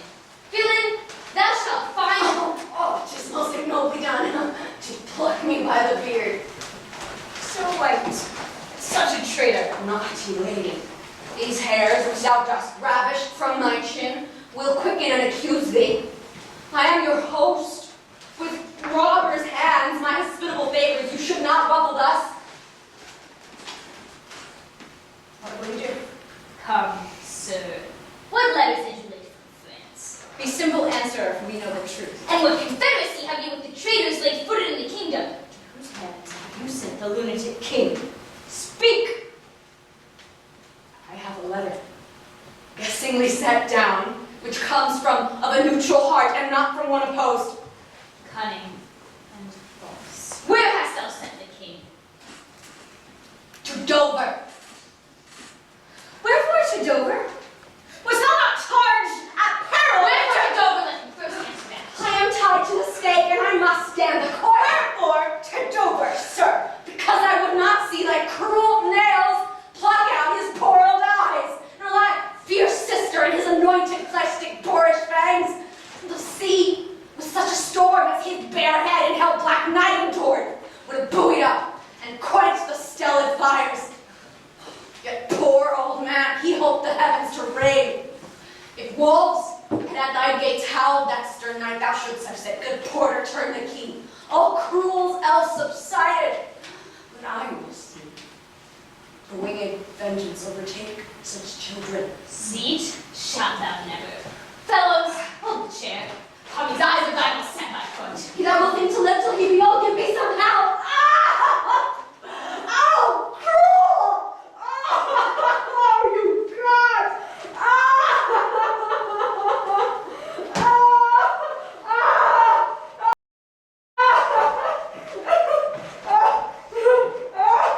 One side will mock the other. The other too! You seek vengeance. Hold your hand, my lord. I have served you ever since I was a child. The better service have I never done you than now to bid your point.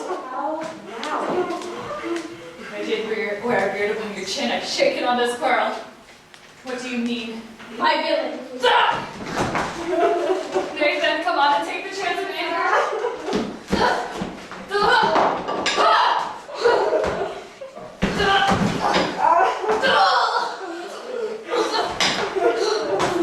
Give me that sword. Has it said I'm lost? lord. You have one I'd love to see some mischief on him. Seymour, prevent it.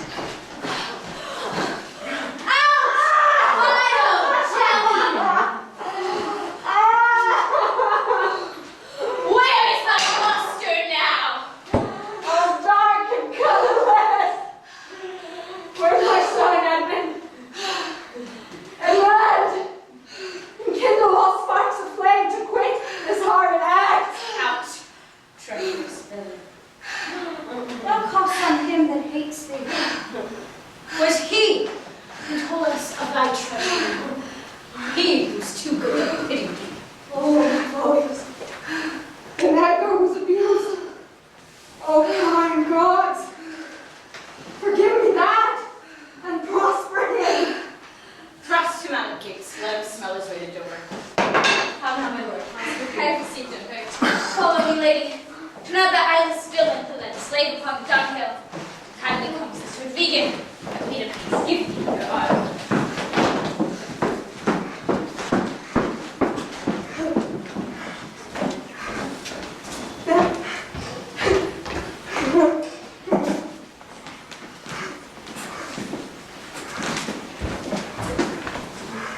I'll never care what wickedness I do if this man come to good. She lived to be old, and in the end, meet the old course of death. Women will all turn monsters. Let's follow the old earl and get the bedlam to leave him where he would. His roguish madness allows itself to anything. Go thou. I'll fetch some flax and whites of eggs to apply to his bleeding place. Now, heaven help him.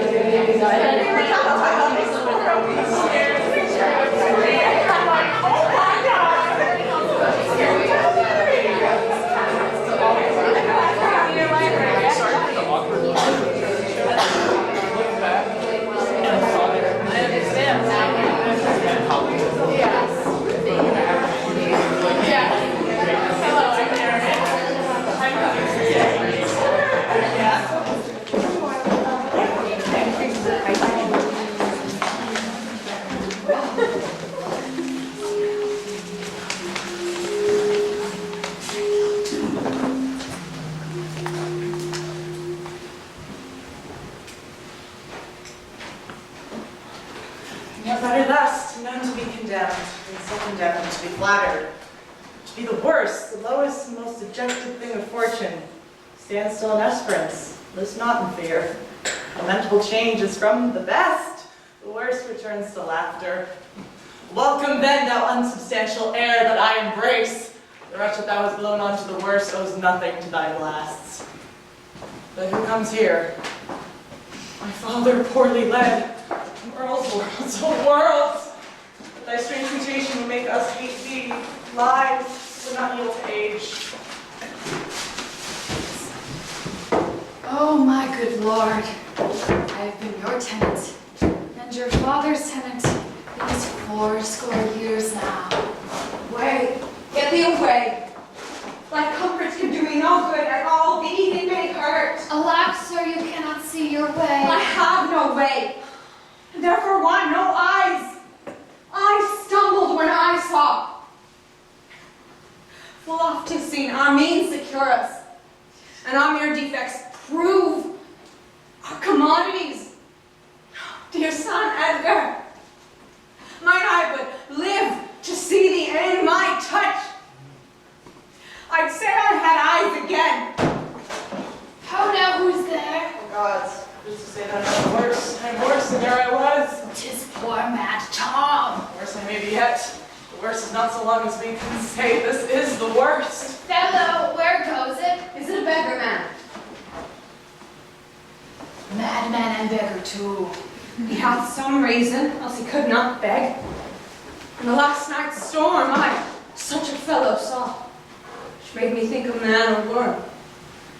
My son came then into my mind, and my mind was then scarce friends with him. I have heard more since. Like flies to wanton boys are we to the gods. They kill us for sport! Who should this be? Man's betrayed the place full to sorrow, angering itself and others. Bless thee, master! Is that the naked fellow? Aye, my lord. Friend, I prithee, if thou wilt overtake us a mile or twain to Dover, do it for ancient love. If thou can bring some covering for this naked soul, who I'll entreat to leave me. Alack, sir, he is mad. 'Tis the time's plague. When madmen leave the blind, do as I ask, or better do thy own pleasure. Above the rest, get thee gone. I'll bring in the best apparel that I have. Come on with will. Zero. Naked fellow, Times are cold. Not heaven further. come hither, fellow. Yet I must. Bless my sweet eyes, they bleed. Some know Dover. Staling gate, horseway, and footpath, poor Tom has been led out of his good wits.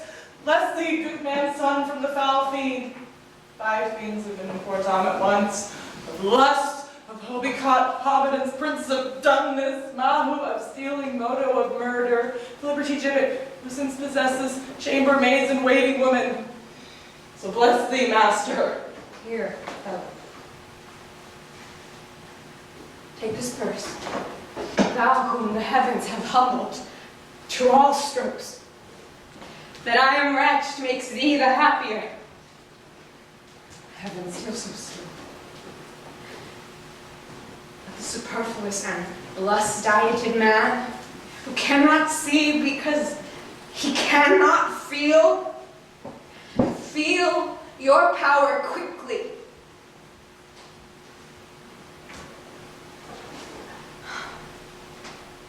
So distribution should undo excess, and each man have enough.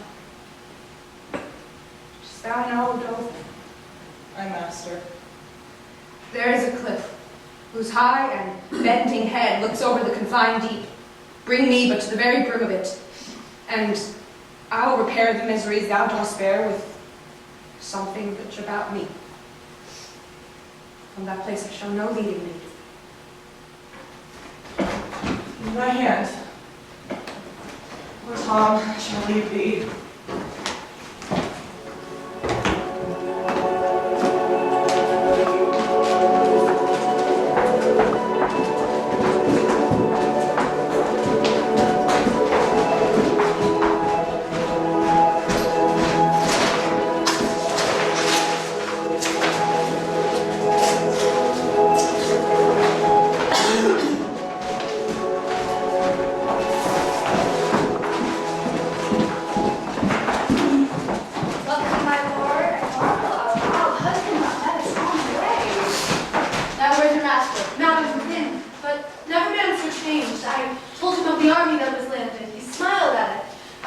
him you were coming, his answer was the worst of Gloucester's treachery and of the loyal service of his son. When I informed him, then he called me sot and told me I had turned the wrong side out. What most he should dislike seems pleasant to him, what like offensive.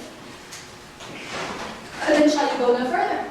It is the cowish terror of his Lear that dares not undertake, do not feel wrongs which time to an answer. Our wishes on the way may prove the facts. That Edmund to my brother, hasten his musters and contract his powers. I must change arms at home and give the distaffs into my husband's hands. This trusty servant shall pass between us. Ere long you are like to hear, if you dare venture on your own behalf, a mistress's command. Wear this, spare speech, decline your head. This kiss that durst speak will stretch thy spirits up into the air. Conceive and fare thee well. Yours in the ranks of death.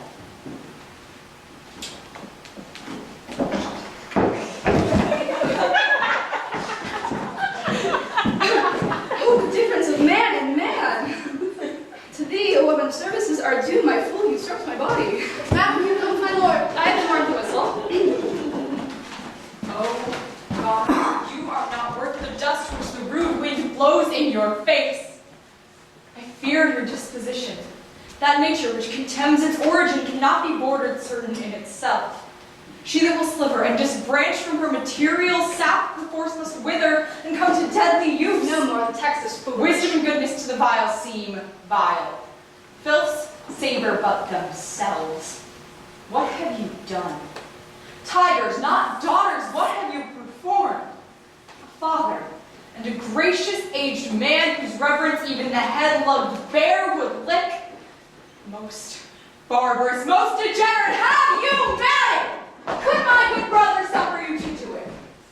A man, a prince by him so benefited.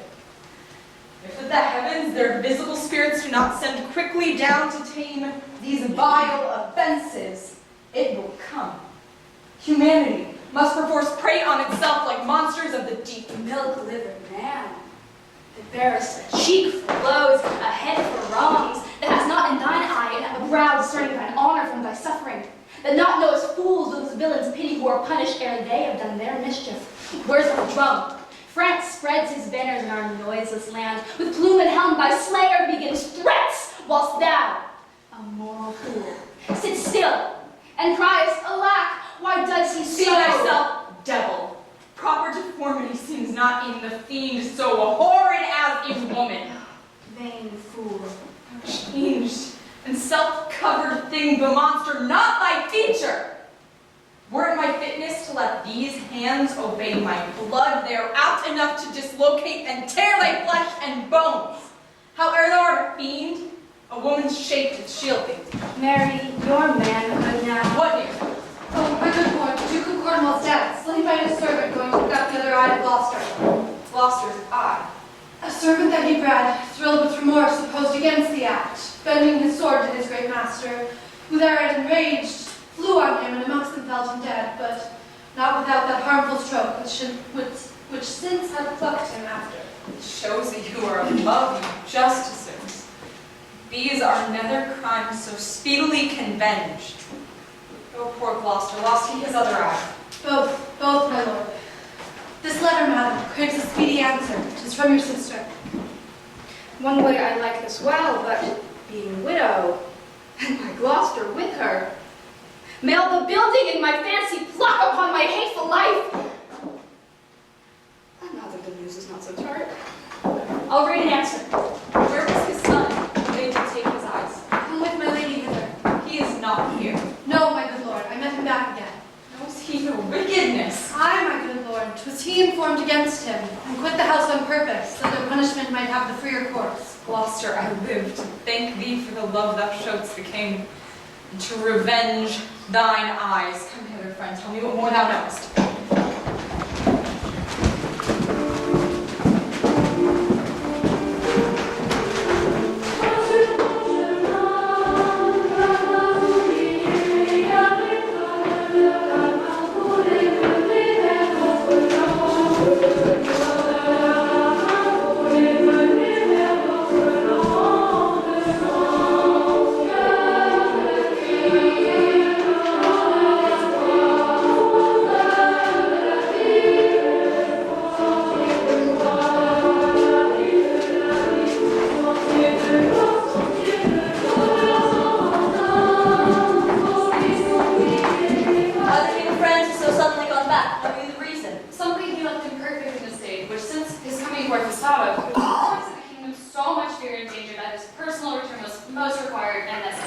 he left behind in general? The Marshal of France, Monsieur Lafare.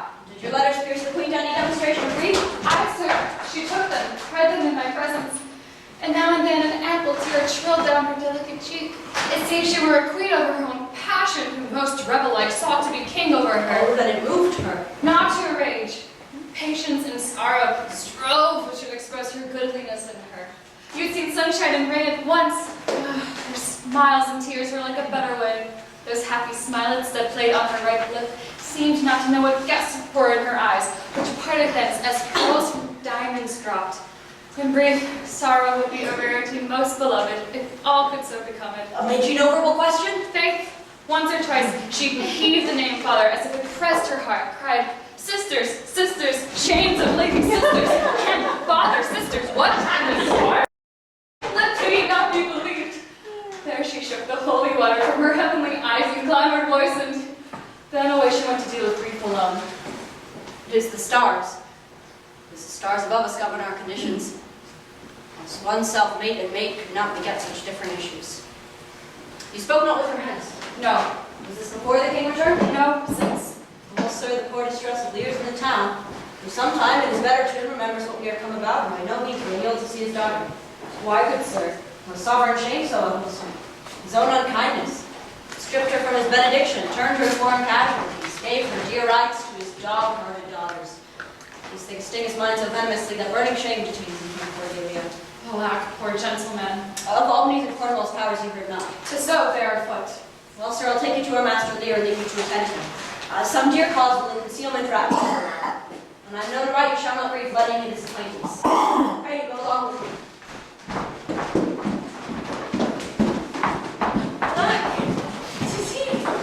But he's now as mad as the vexed sea singing aloud. Round the rank fumidor and furrow weeds, with burdocks, hemlocks, nettles, cuckoo flowers, dardanelles, and all the idle weeds that grow in our sustaining corn. A century send forth, search every acre in that high-grown field, and bring him to our eye. What can man's wisdom in the restoring his bereaved sense? He that helps him take all my outward worth. There is means, madam. Our foster nurse of nature is repose, the which he lacks, that to provoke in him are many simples operative, whose power will close the eye of anguish. Oh, what secrets! All you unpublished virtues of the earth bring with my tears, the agent and remediate in the good man's distress. Seek for him, lest his ungoverned rage dissolve the life that wants the means to lead it. News, madam. The British powers are marching hither. 'Tis known before, our preparation stands in expectation of them. Therefore, my dear father, it is thy business that I go about, and great France my mourning and important tears hath pity. No blond ambition doth our arms incite, but love, dear love, and our aged father's right. Soon may I hear and see him.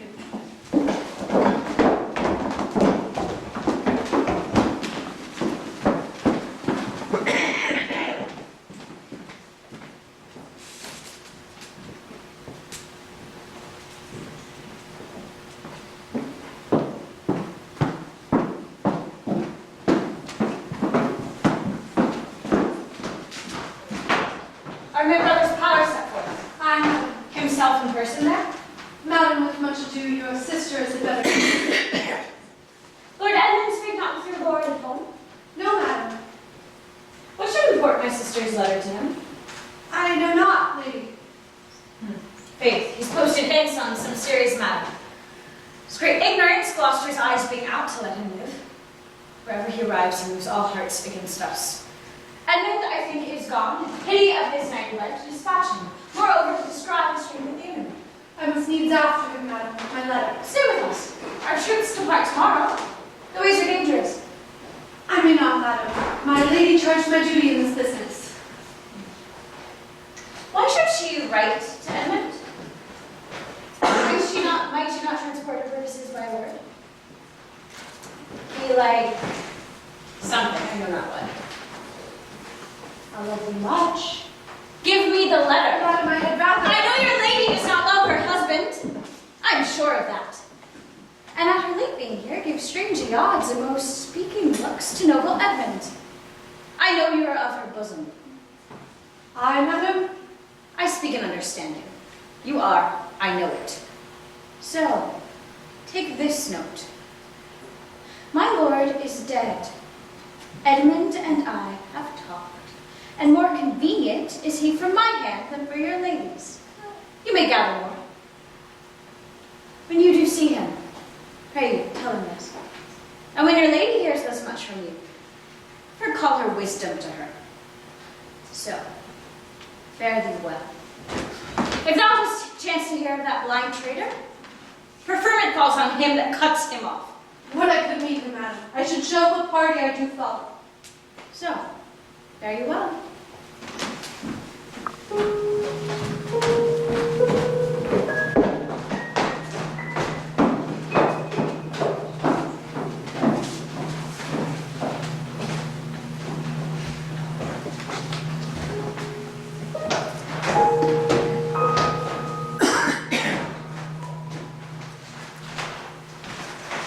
When shall we come to the top of that same hill?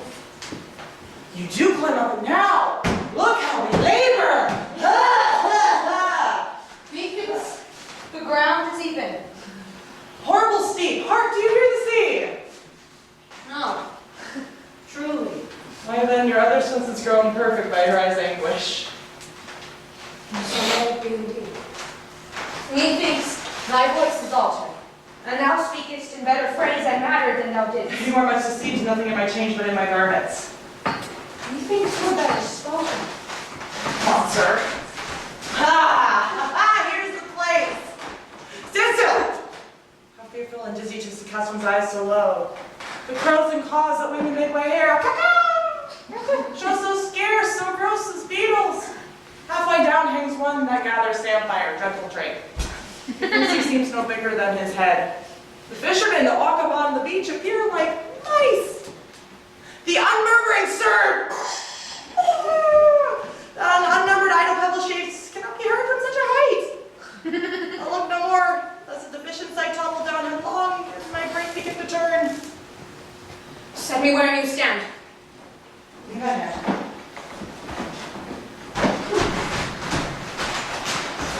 You are now within the foot of the extreme verge. For all beneath the moon, I would not leap upright. Let go my hand. Here, fellow. Take this purse. In it, a jewel well worth a poor man's keeping. Fairies and gods prosper it with you. Get thee farther off. Bid me farewell and let me hear thee going. Farewell be well, good sir. With all my heart, why do I trifle thus with his despair as done to cure it?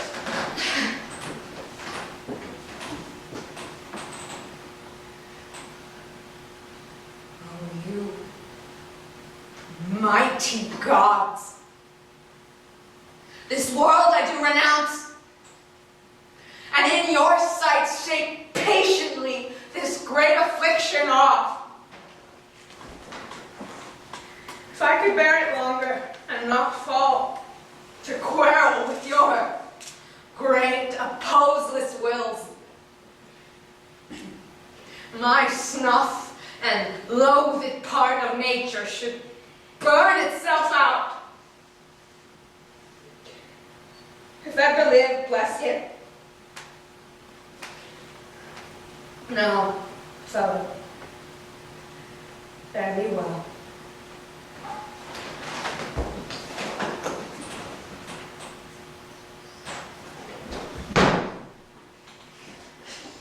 Gone, sir, farewell! And I know not how conceit may rob the treasury of life, when life itself yields to the thief. And even where you thought, had this had thought been past. Alive or dead? Speak you, friend. Hear you, sir, speak, just when he passed indeed.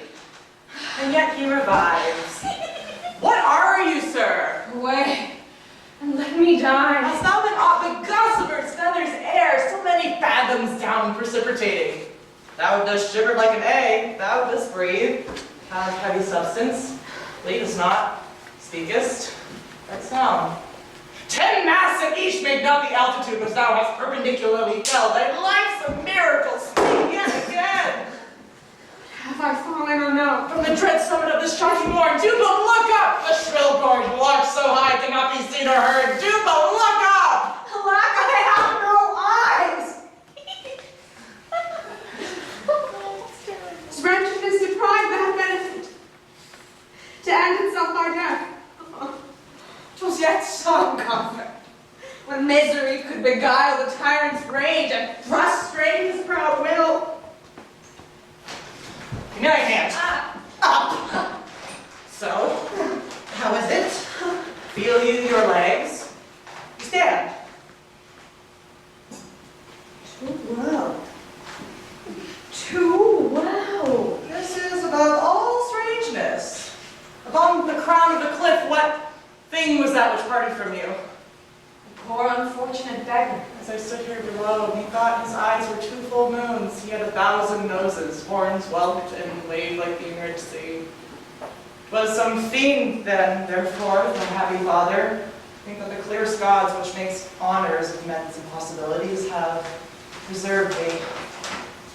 I remember now. Henceforth, I'll bear affliction till it do cry out itself, enough, enough, and die.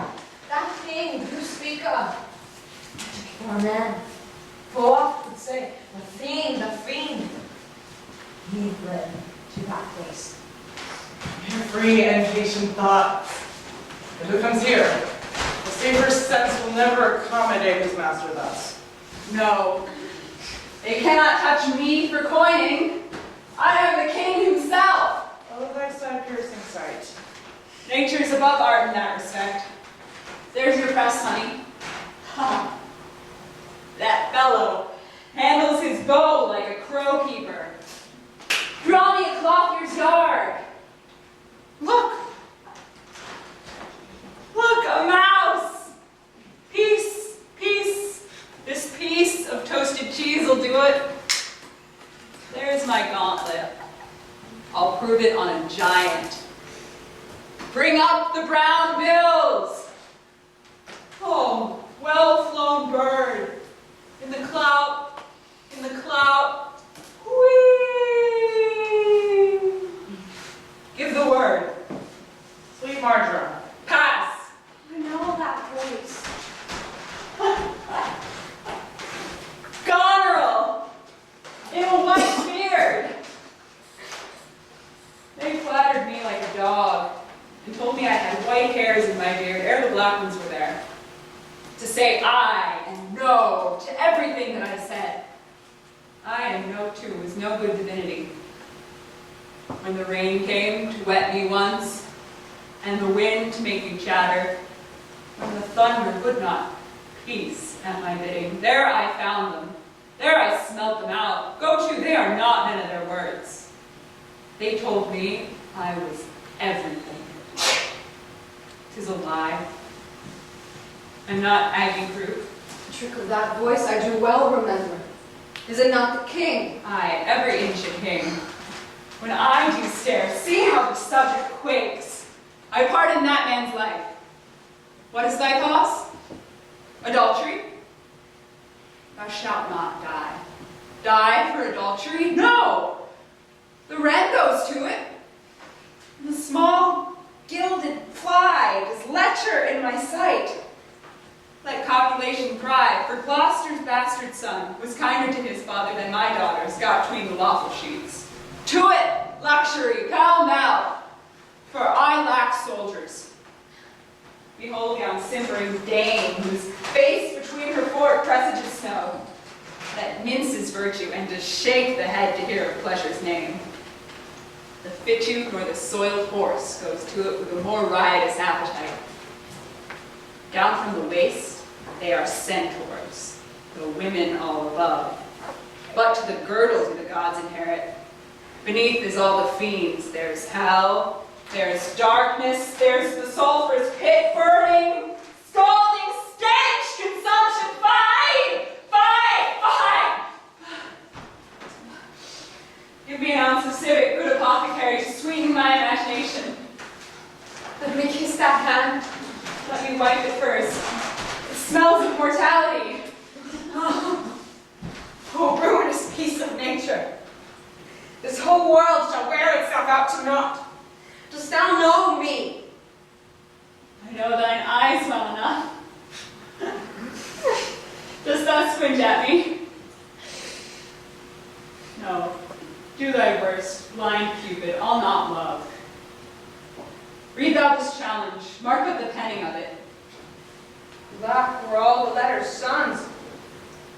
I could not see one. Read. What? With a case of eyes? So you're there with me. No eyes in your head, or no money in your purse.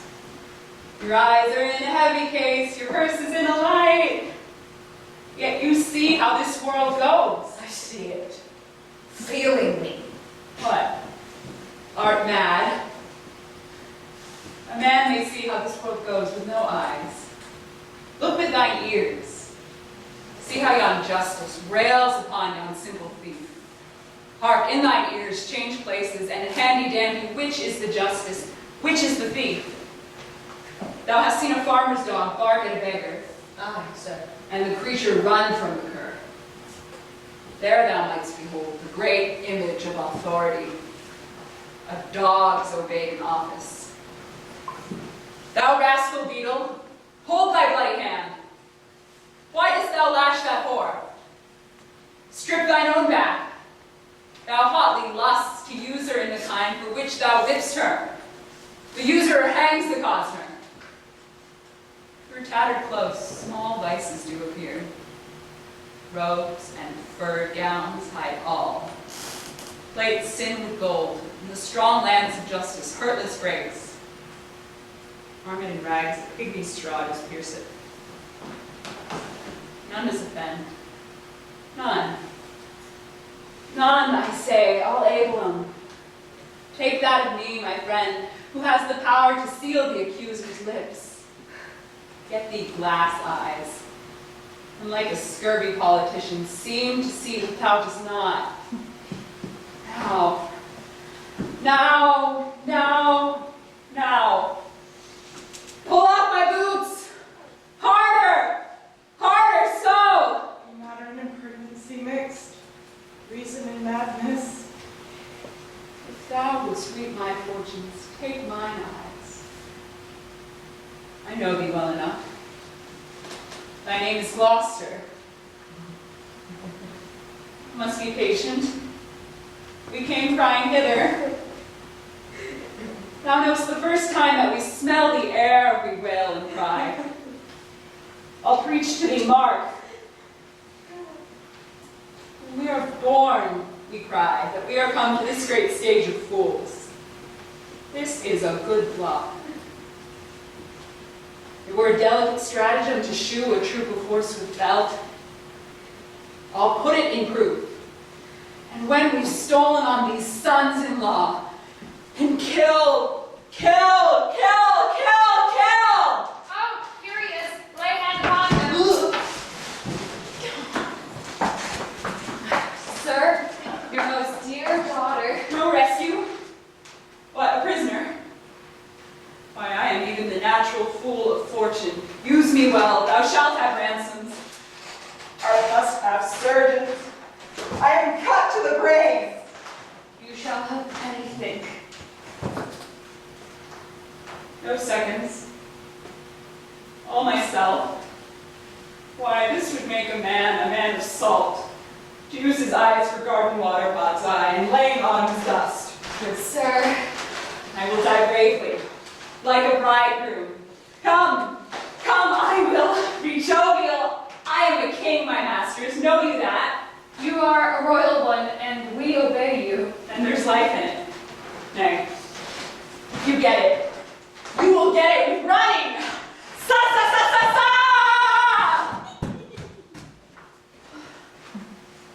A sight most pitiful from the meanest wretch, past speaking of in a king.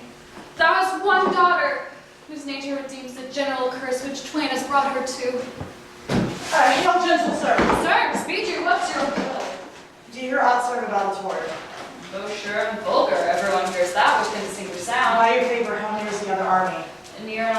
foot, the main descry stands on the hourly thought. Thank you, sir, that's all. So that the queen on special cause is here, her army has moved on. I thank you, sir.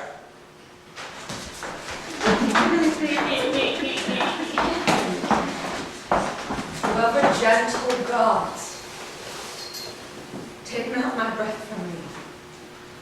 Let not my worser spirit tempt me again to die before you please.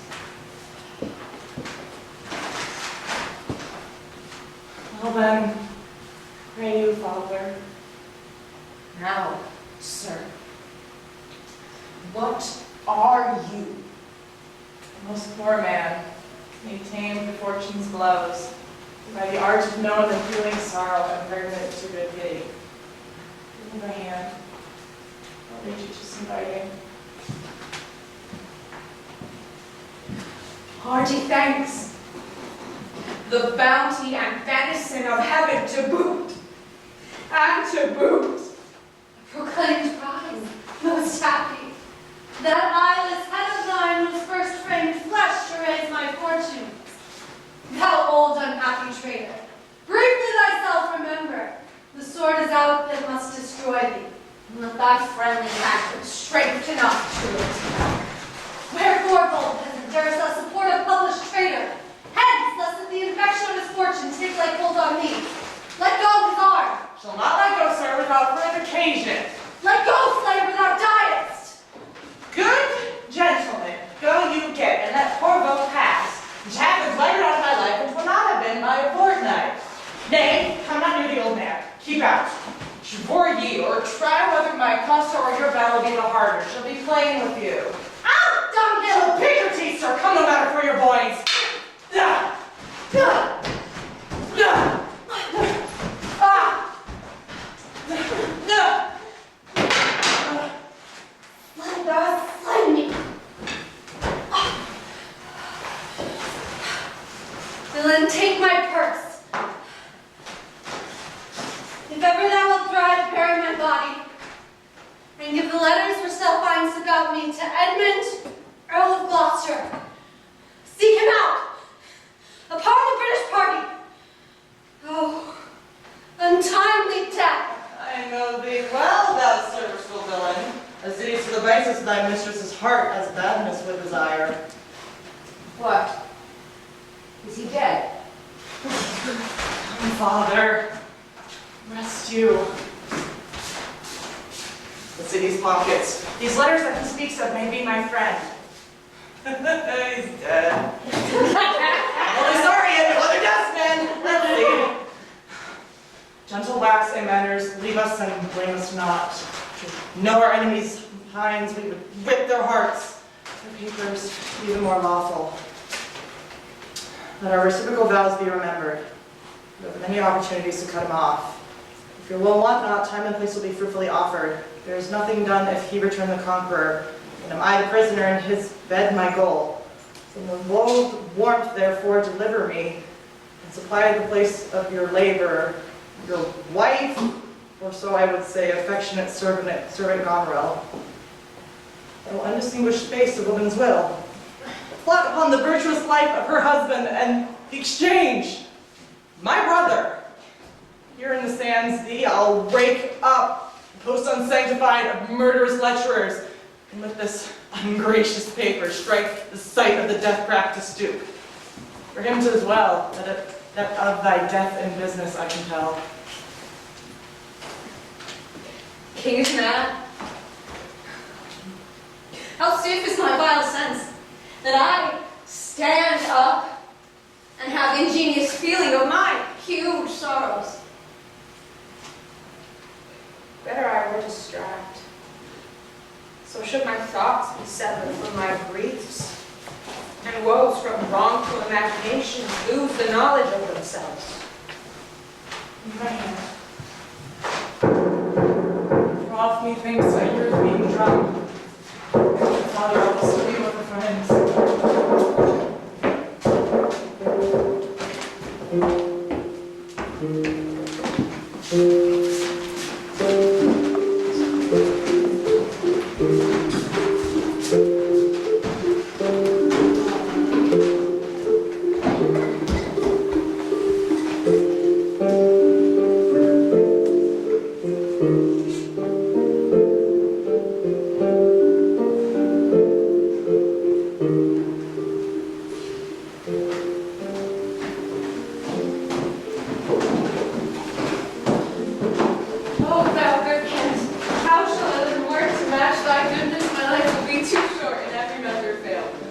acknowledged, madam, is pure paper.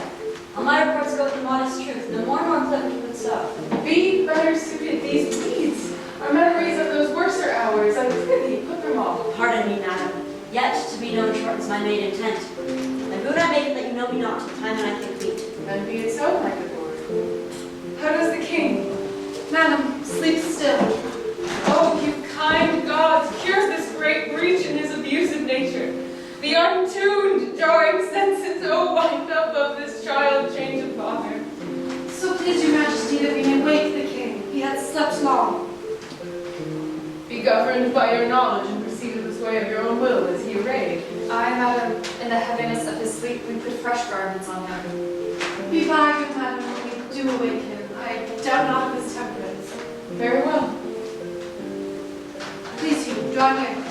Louder the music, sir!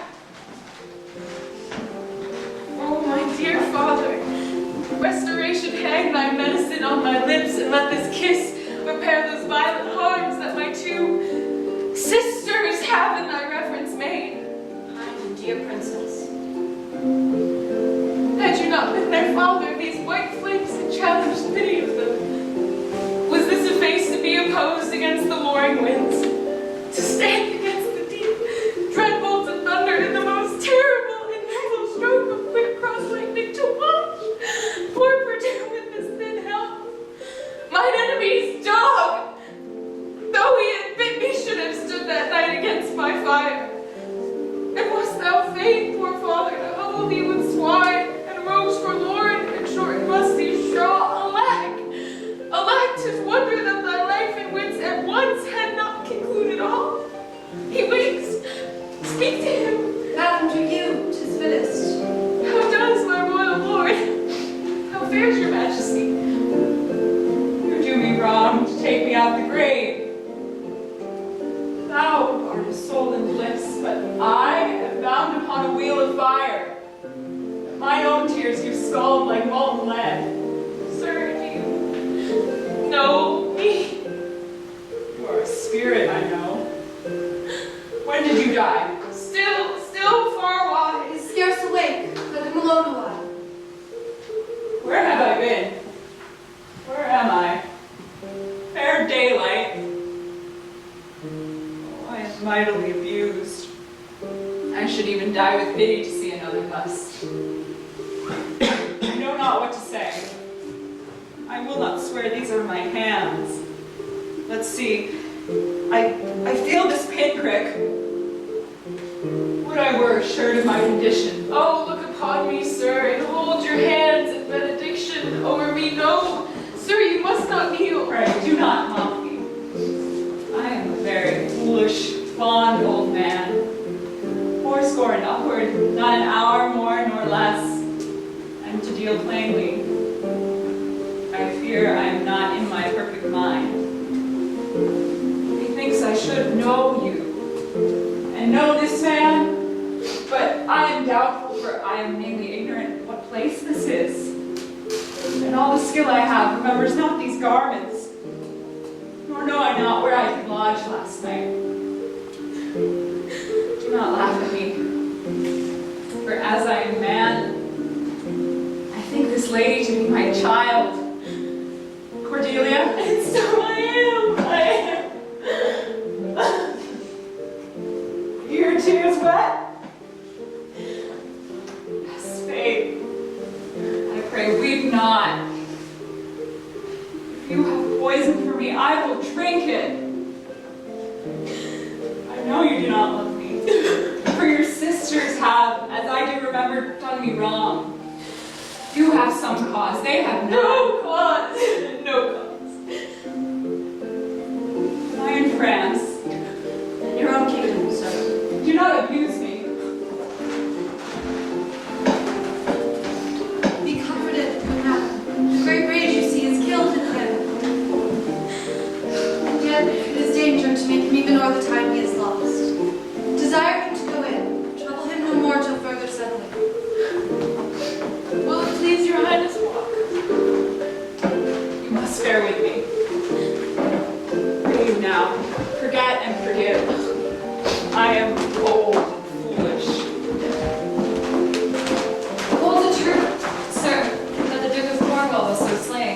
certain, sir. Who is conductor of his people? As 'tis said, the bastard son of Gloucester.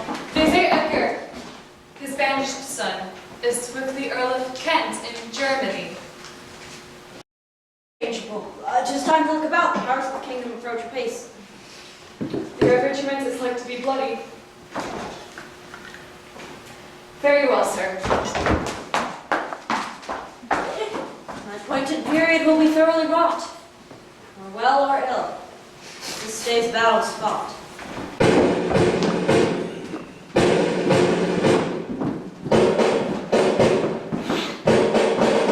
Know if the Duke of his last purpose hold, or whether since he is advised by aught to change the course, is full of alteration and self-reproving. Bring his constant pleasure. Our sister's man is certainly miscarried. 'Tis to be doubted, madam. How sweet, Lord. You know the goodness I intend upon you. Tell me, but truly. But then speak the truth. Do you not love my sister? In honored love. But have you never pondered brother's way to the forfeited place? That thought amuses you. I am doubtful that you have been conjunct and bosomed with her as far as we call hers. No, by mine honor, madam. I never shall endure her. Dear my lord, be not familiar with her. Fear me not. She is a new to her husband. I would rather lose the battle than the sisters losing him and me. Our very loving sister well be met. Sir, this I hear, the king has come to his daughter when others whom the rigor of our state forced to cry out. For I could not be honest, I never yet was valiant. For this business it toucheth us as France invades our land and not holds the king. With others whom I fear most just and heavy causes may oppose. Sir, speak nobly. Why is this reason? Combine together against the enemy. For these domestic and particular broils are not the question here. Let's then determine the ancient of war on our proceedings. I shall attend you presently at your tent. Sister, go with us. No. 'Tis most convenient. Pray you go with us. I know the riddle. I will go.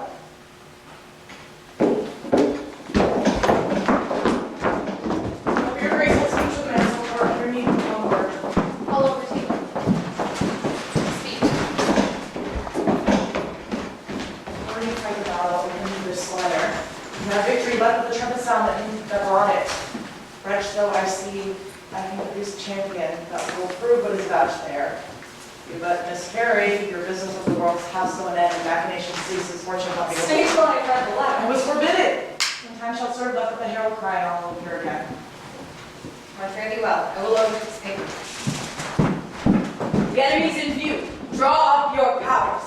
Here is the guess of their true strength and forces. But your haste is now urged on you. We will read the time.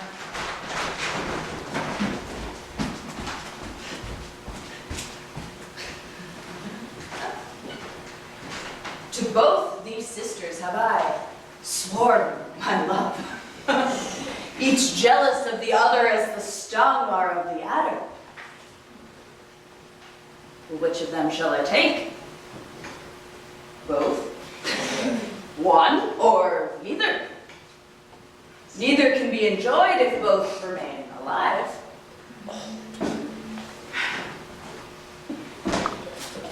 To take the widow exasperates, makes mad her sister Goneril. And hardly shall I carry out my side her husband being alive. Now then, we'll use his countenance for the battle, which being done, let her who would be rid of him devise his speedy taking off. As for the mercy which he intends to Lear and to Cordelia, the battle done, and they within our power, shall never see his pardon. For my state stands on me to defend, not to debate.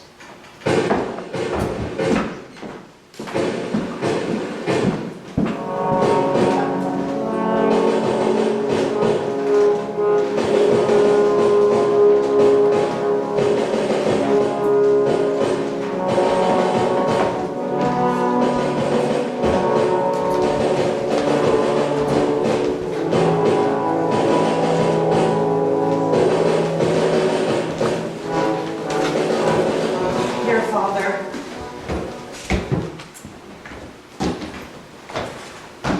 shadow of this tree for thy good host. And pray that the right may thrive. If I return to you again, I'll bring you some comfort. Grace be with you, sir.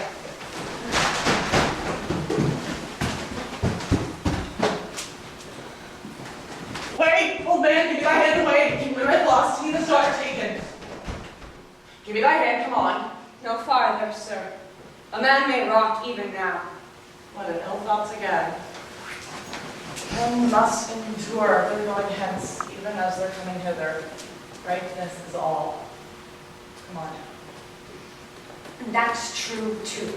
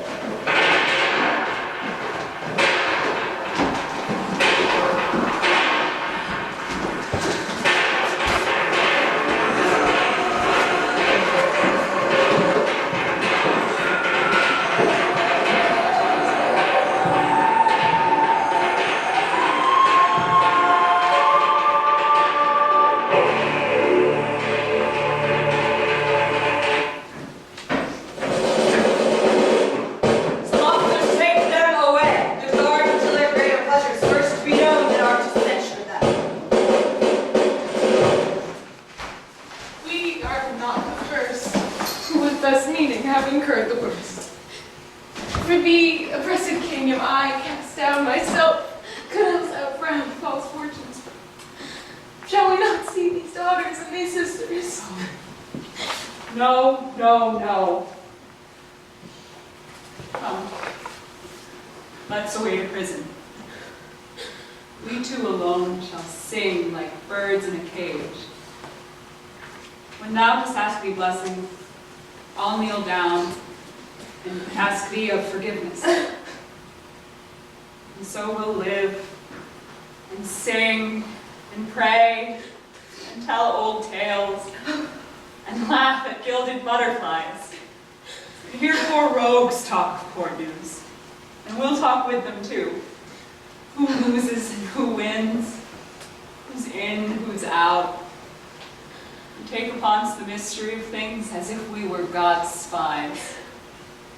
And we'll wail out in walled prison pacts and sects of great ones that ebb and flow by the moon. Take them away! Upon such sacrifices, my Cordelia, the gods themselves throw incense. Have I caught thee? He that parts us now will bring a brand from heaven and fire us hence like foxes. Wipe thine eyes. The good years shall devour them, flesh and fell. Ere they shall make us weep, we'll see them starve first. Come.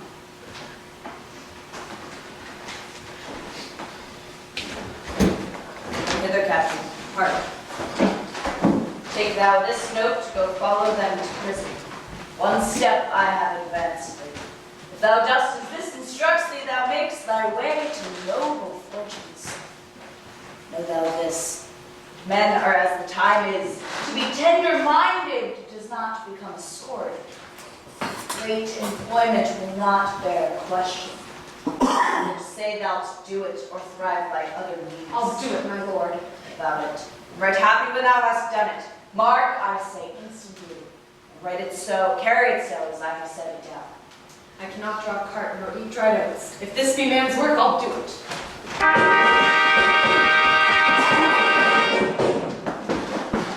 Sir, you have shown today your valiant strain and fortune led you well. You have the captives that were the opposite of this day's strife. We do require them of you, so to use them, as we shall find their merits and our safety may equally determine.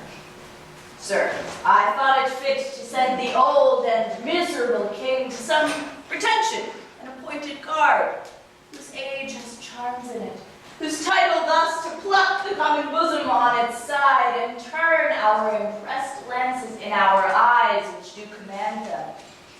With him I sent the queen, my reason all the same, they are ready to appear tomorrow, or at further space, where you shall hold your session. At this time we sweat and bleed. A friend hath lost his friend, And the best quarrels in the heat are cursed by those who feel their sharpness. The question of Cordelia and her father requires a fitter place. Sir, by your patience, I hold you but a subject of this war, not as a brother. That's as we wish to grace him. Methinks our pleasure might have been amended ere you had spoke so far. He led our powers for the commission of my place and purpose, the which immediacy may well stand up and call itself your brother. Not so hot. In his grace he doth exalt himself, more than in your addition. By my rights, by me invested, he compares the best. That were the most that we should husband you.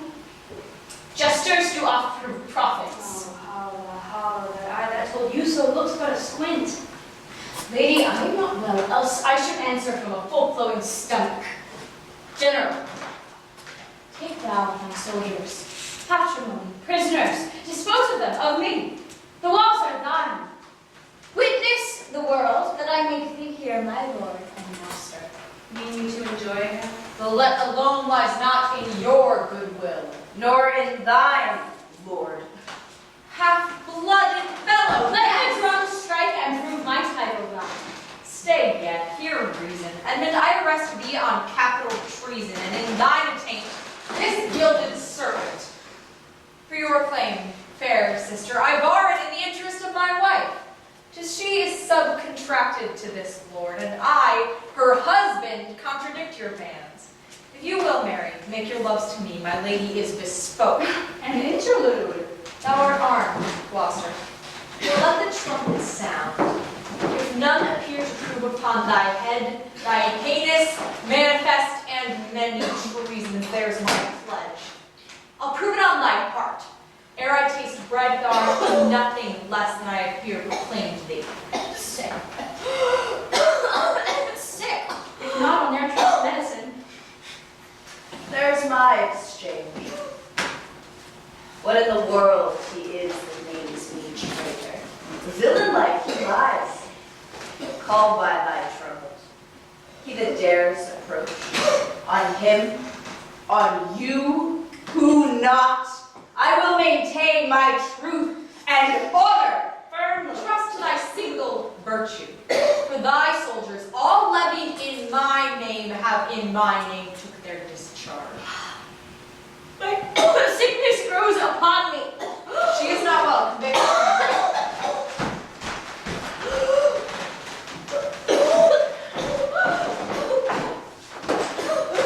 Let the trumpet sound. Sound, trumpet!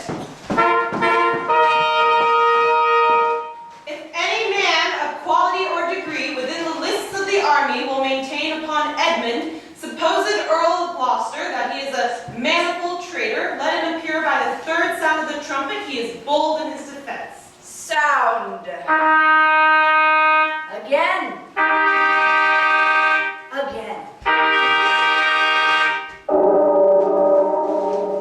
Asking his purposes, how he appears upon this call of the trumpet. What are you? Your name, your quality, and why you answer this present summons? No, my name is Lost, by treason's tooth bear not on canker bit.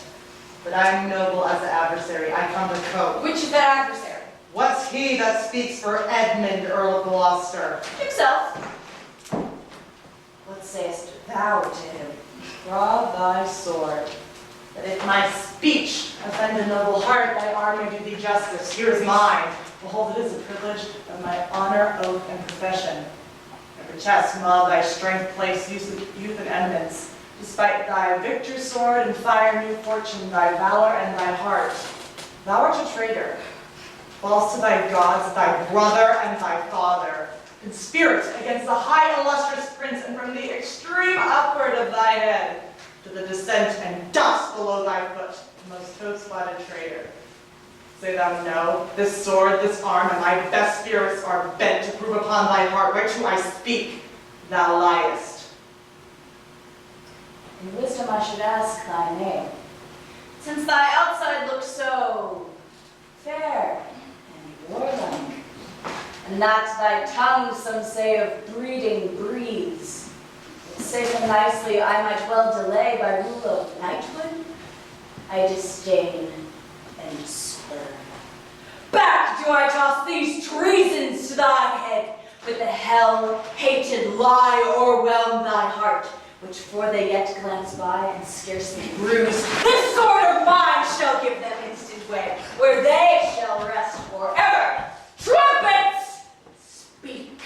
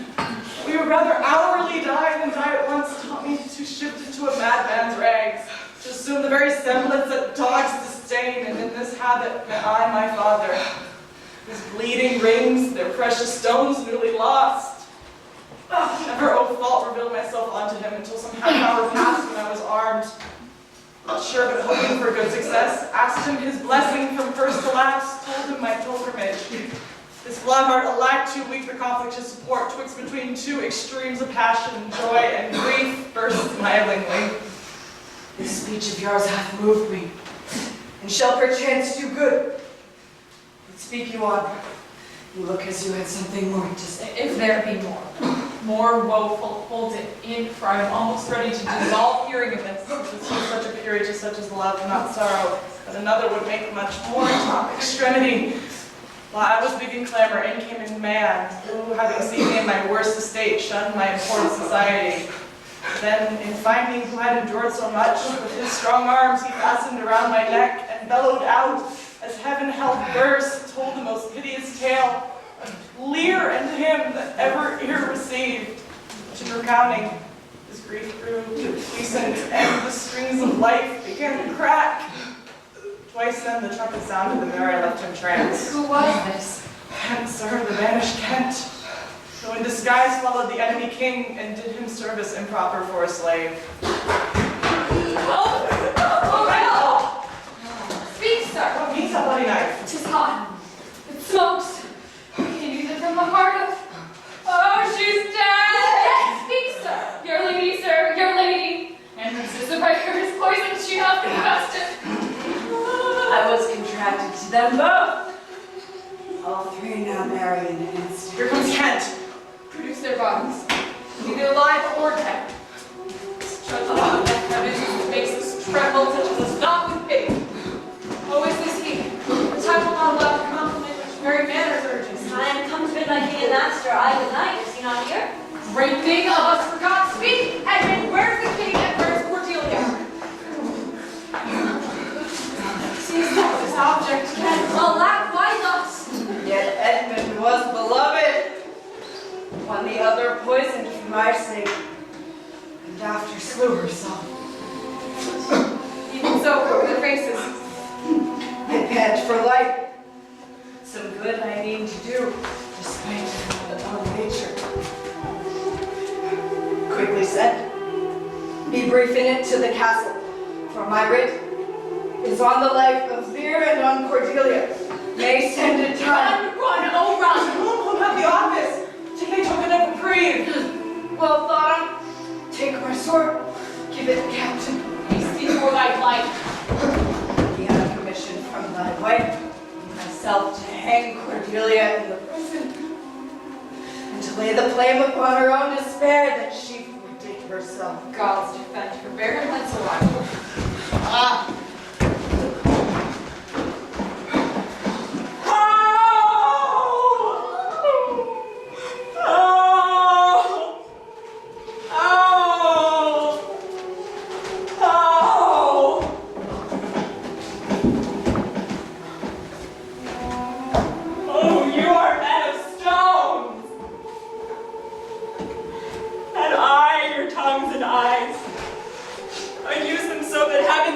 Should cry. She's gone forever. I know when one is dead and when one lives. She's dead as earth. Lend me a looking glass. If that her breath may mist or stain the stone, why then she lives. Is this the promised end? The image of that horror. Fall and cease. This feather stirs. She lives. If it be so, it is a chance that does redeem all sorrows ever I have felt. Oh my good master. Prithee away! Noble Kent, your friend. A plague upon you, murderers, traitors all! I might have saved her. Now she's gone forever. Cordelia! Cordelia! Stay a little. What dost thou say'st? Her voice was ever soft, gentle, and low, an excellent thing in woman. I killed the slave that was a hanging me. 'Tis true, my lords, he did. Did I not, fellow? I have seen the day. With my good biting falchion, I might have made them skip. I am old now, and these same crosses spoil me. Who are you? My eyes are not the best, I'll tell you straight. Fortune and brag of two she loved and hated, one of them we behold. This is a dull sight, are not you Kent? Saying your servant Kent. Where's your servant Kent? He's a good fellow, I can tell you that. He'll strike, and quickly too. He's dead and run. Not so, my lord, I am the very man. I'll see that straight. From your first of difference and decay, I followed your sad steps. You're welcome hither. No man else. Most cheerless, dark, and deadly. Your eldest daughters have foredone themselves and desperately are dead. Aye, so I think. He knows not what he says, and vain it is that you present us to him. Brave guiltless. Edmund is dead, my lord. That's but a trifle here. You lords and noble friends know our intent. What comfort to this great decay may come shall be applied. For us, we will resign during the life of this old majesty to him our absolute power.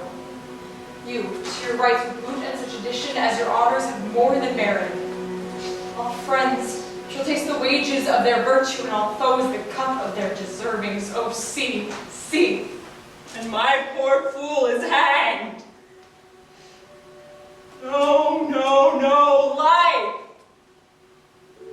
Why should a dog, a horse, a rat have life? And thou, no breath at all. Thou'lt come no more. Never, never, never, never, never. Pray you, undo this button. Thank you, sir. Do you see this? Look on her. Look her lips. Look there.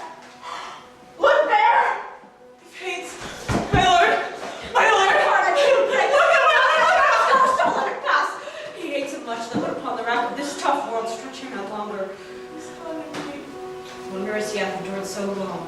He better served his life. Bear them from hence. Our present business is general wealth. Friends of my soul, you twain rule in this realm and the Lord states. I have a journey, sir, shortly to go. My master calls me, I must not say no. The weight of this sad time we must obey. Speak what we feel, not what we ought to say. The oldest hath borne boast. We that are young shall never see so much.